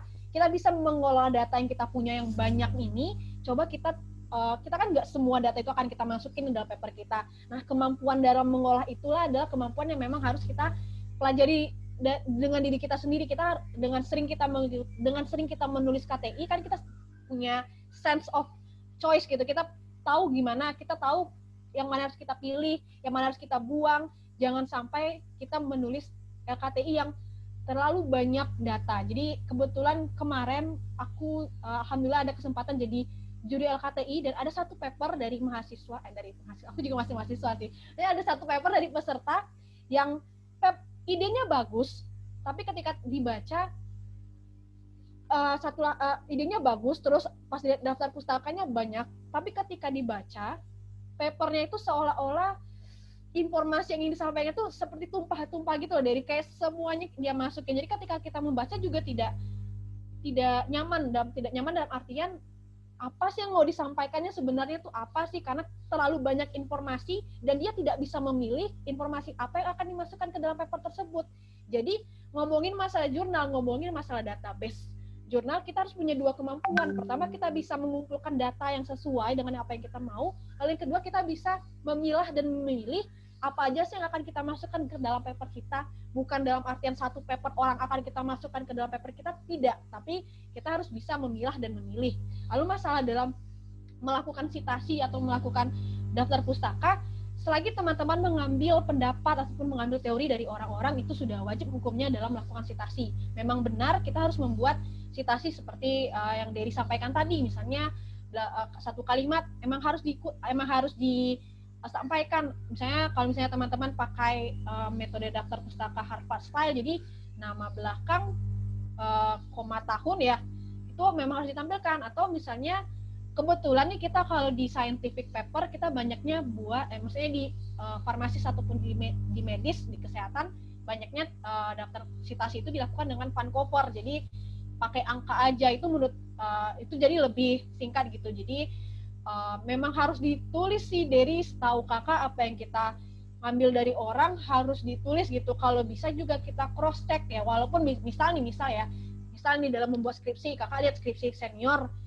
ada ngutip data ke orang lain dan kakak mau ngambil kalimat dari yang skripsi senior, tapi kalau bisa kita harus ngecek dulu juga ke sumber utamanya. Kalau bisa memang kita memparafrase lagi dan mensitasi agar kita terhindar dari plagiarisme dan lainnya. Dari kakak mungkin itu dulu, dari kalau misalnya kurang puas mungkin bisa bertanya ke dosen-dosen ya, dari kakak juga masih banyak keterbatasan ilmu. Oke, baik Kak. Terima kasih Kak. Oke, sama-sama. Sudah cukup jelas Kak. Oke, sama-sama. Baik Kak, ini ada pertanyaan lagi dari Siti Fatima, S1 Kimia. Saya izin bertanya, Kak, dalam membuat karya tulis ilmiah, apakah nanti harus menuju ke penelitian untuk data terstruktur dan nyata adanya? Apakah bisa dengan hanya mengumpulkan data-data dari jurnal? Terima kasih, Kak. Oke, terima kasih moderator dan Siti. Jadi pertanyaannya tadi, apakah dalam membuat karya tulis ilmiah itu harus menuju ke penelitian untuk data terstruktur dan nyata adanya? Jadi sedikit reverse ke belakang, kan kalau menulis sebenarnya karya ilmiah, scientific paper dalam dunia keilmiahan itu kan ada dua. Yang pertama memang berdasarkan penelitian atau laboratori ataupun teman-teman membuat kuesioner, atau memang berdasarkan literatur review atau tinjauan pustaka. Sedikit informasi nih, semasa pandemi ini banyak sekali skripsi-skripsi yang harusnya dilakukan di lab, banyak dilakukan hanya dengan bukan hanya sih, sebenarnya itu juga berat melakukan tinjauan pustaka seperti itu. Nah, balik lagi nih dalam konteks lomba karya tulis ilmiah yang sering diadakan untuk mahasiswa-mahasiswa. Jadi yang pertama, apakah nanti harus menuju ke penelitian? Jadi sebelumnya reverse ke belakang juga, kalau lomba karya tulis ilmiah itu teman-teman bisa memilih mau papernya itu berdasarkan hasil penelitian yang memang dilakukan di labor ataupun kuesioner dan lainnya, ataupun teman-teman menulis LKTI yang yang berdasarkan dengan tinjauan pustaka melihat ke jurnal-jurnal. Lalu beranjak ke pertanyaan yang kedua, apakah harus menuju ke penelitian? Mungkin ini untuk paper yang bersifat literatur review ya. Benar, bukan harus sih sebenarnya, akan lebih baik nih paper-paper yang mungkin teman-teman pernah buat dalam masa S1 ini bisa dilanjutkan misalnya untuk skripsi nanti. Nah, kebetulan skripsi aku juga beranjak dari paper yang pernah aku buat dalam lomba-lomba. Itu akan lebih baik kan teman-teman. Mungkin waktu kita ikut LKTI kita cuma sebatas berhipotesa nih, berandai-andai kalau memang ini berpotensi misalnya menjadi diabetes dan lainnya, dan akan memang lebih baik gitu kalau misalnya kita punya kesempatan untuk melakukan penelitian, silahkan, atau teman-teman bisa melanjutkannya ke PKM ataupun skripsi. Tapi sebenarnya tidak ada keharusan sih teman-teman untuk melanjutkan ke penelitian. Cuman kalau misalnya bisa dan ada kesempatan, itu lebih baik gitu. Lalu apakah bisa dengan ini sebenarnya udah terjawab ya. Jadi kalau misalnya teman-teman membuat LKTI berbentuk literatur review, jadi memang pengumpulan datanya berdasarkan informasi-informasi dari paper, buku, ataupun website-website yang terpercaya. Mungkin dari kakak itu dulu, Siti Fatima dan moderator dikembalikan. Baik, bagaimana dengan Siti Fatima?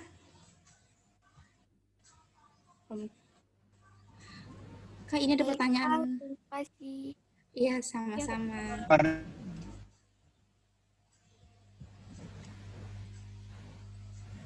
Baik, Kak, ini ada pertanyaan kembali dari Trifirdatu Roskia, S1 Kimia. Assalamualaikum, Kak. Izin bertanya, bagaimana menurut Kakak membedakan nilai kebaharuan dari karya ilmiah ini sehingga membedakannya dari yang pernah dibahas oleh orang lain?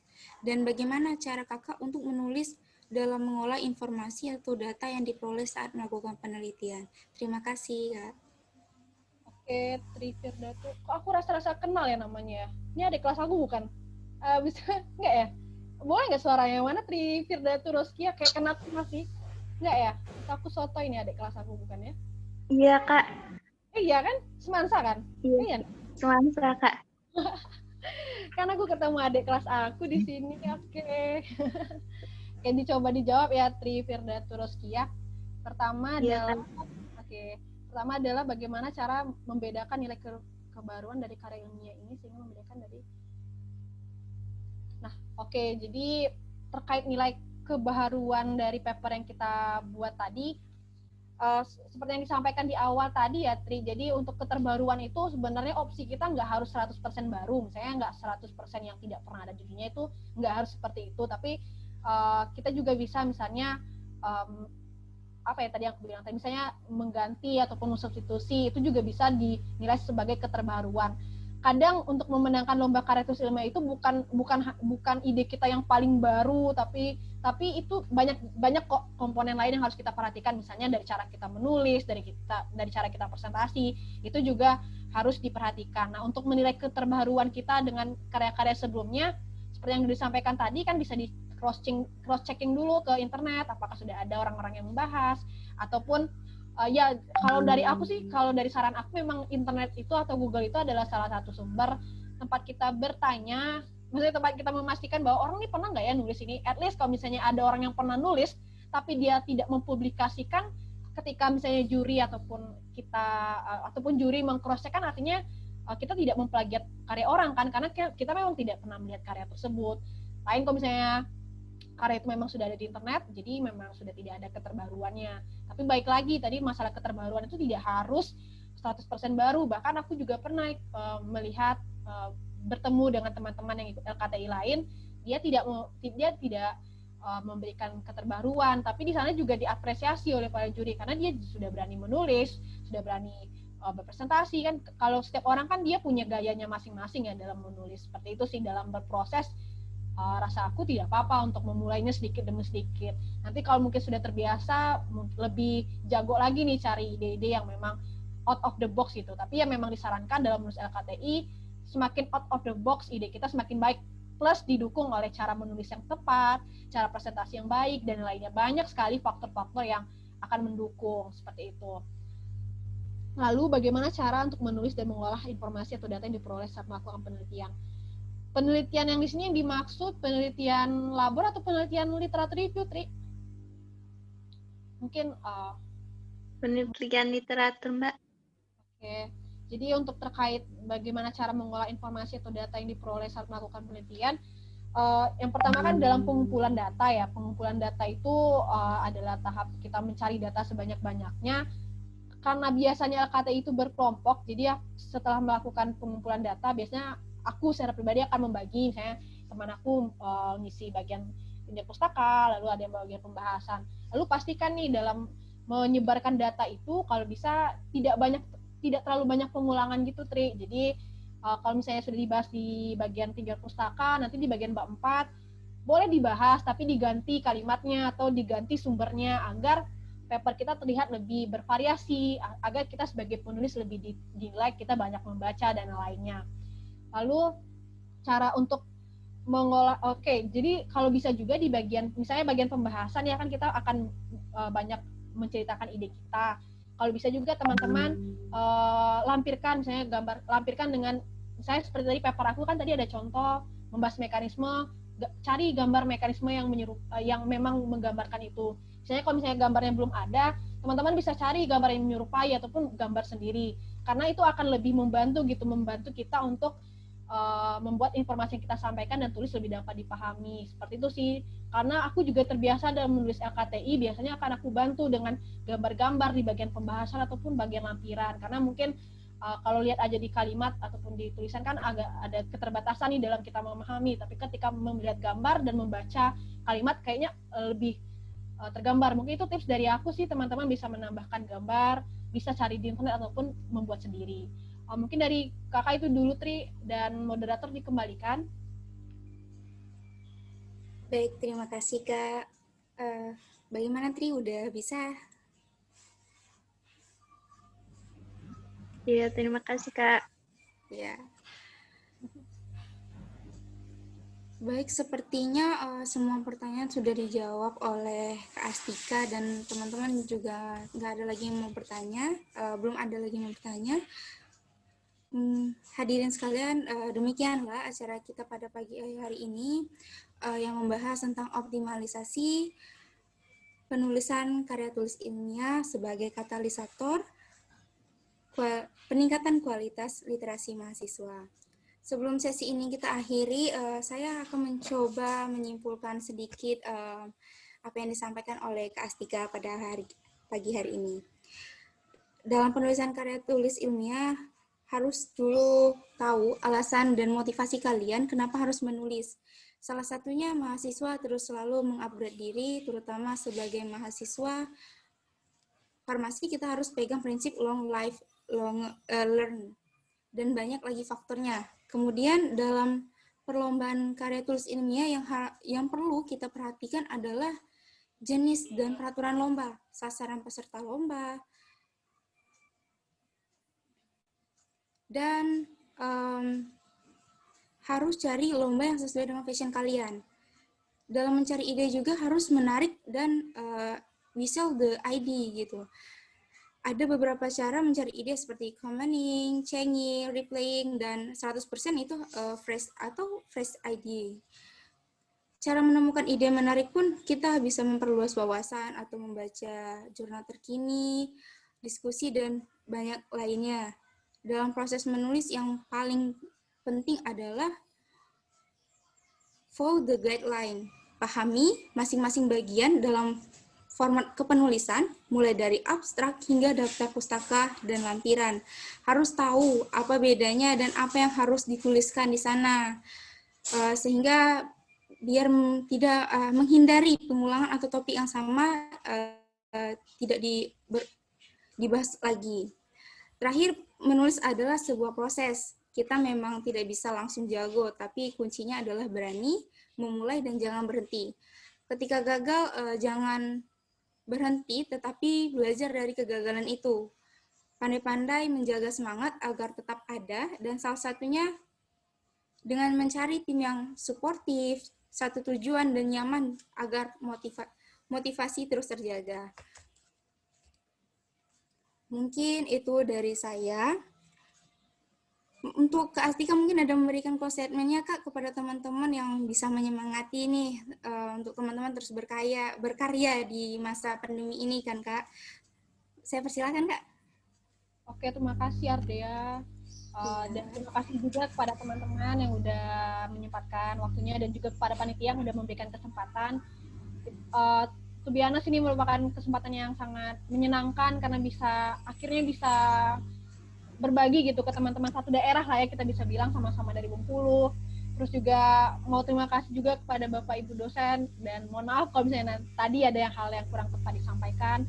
Dan untuk adik-adik di Hima Farmasi Bengkulu, juga ada dari Kimia, D3 Farmasi, terus berkarya aja, jangan menutup diri kita dengan label kita sebagai mahasiswa yang banyak praktikum, banyak kegiatan, banyak kuliah, tapi cobalah jadi mahasiswa yang berbeda dari biasanya, berani untuk ikut organisasi, berani ikut kegiatan di luar, karena kesempatan jadi mahasiswa itu cuma 1 kali, cuma 4 tahun, jadi kalau bisa maksimalin dengan baik, karena jujur sekarang aku kangen nih masa-masa S1, masa-masa bisa coba banyak hal. Sekarang karena udah kuliah profesi, udah agak strict gitu kuliahnya, udah nggak bisa lagi tuh banyak coba A, B, C, D, E. Jadi sebelum teman-teman memasuki masa tidak bisa mencoba banyak hal, silahkan gunakan banyak kesempatannya, banyak belajar dari banyak orang, dari teman, senior, dosen, dan lainnya. Dan mungkin dari aku doakan semoga teman-teman dari Universitas Bengkulu, Farmasi dan Kimia bisa semakin sukses dan semakin berjaya. Seperti itu dari aku, cukup, dan terima kasih moderator. Ya, sama-sama. Terima kasih banyak Kak atas statement-nya, dan buat teman-teman, Kak Astika sudah memberikan saran dan masukan kepada kalian untuk menyemangati kalian, terus ayo berkarya dan selalu jaga kesehatan di era pandemi ini ya teman-teman. Baiklah para hadirin sekalian, sekali lagi saya mengucapkan terima kasih kepada pemateri kita yang amat luar biasa ini, dan juga kepada seluruh hadirin yang telah berpartisipasi dalam kegiatan Farmasi Fair pertama kali ini. Akhir kata, saya selaku moderator pamit undur diri apabila saya banyak salah dalam bertutur kata selama acara ini berlangsung. Saya mohon maaf. Semoga kita dapat bertemu kembali dalam webinar selanjutnya, dan semoga materi yang disampaikan oleh pemateri kita hari ini bisa teraplikasikan oleh kita dan bermanfaat untuk kita ke depannya. Akhir kata saya ucapkan terima kasih. Wabillahi taufiq wal hidayah. Wassalamualaikum warahmatullahi wabarakatuh. Saya kembalikan lagi kepada Dery. Baik, terima kasih dari moderator pemateri. Terima kasih Saudari Ardia. Baik, di sini saya sekali lagi mengucapkan terima kasih kepada pemateri kita hari ini, aktivis dari Universitas Andalas yang sangat luar biasa memberikan pemahaman tentang KTI kepada teman-teman, khususnya S1 Farmasi dan juga Ormawa Selingkup MIPA dari S1 Kimia, S1 Farmasi, D3 Perawatan, dan juga D3 Farmasi gitu. Mungkin sebelumnya mohon maaf Kak jika masih banyak kekurangan di dalam acara virtual ini. Kami dari panitia mohon maaf jika ada kekurangan di dalam webinar ini. Dan sedikit mengingatkan kepada teman-teman sekalian, di hari kedua ini mungkin mengalami sedikit peningkatan diri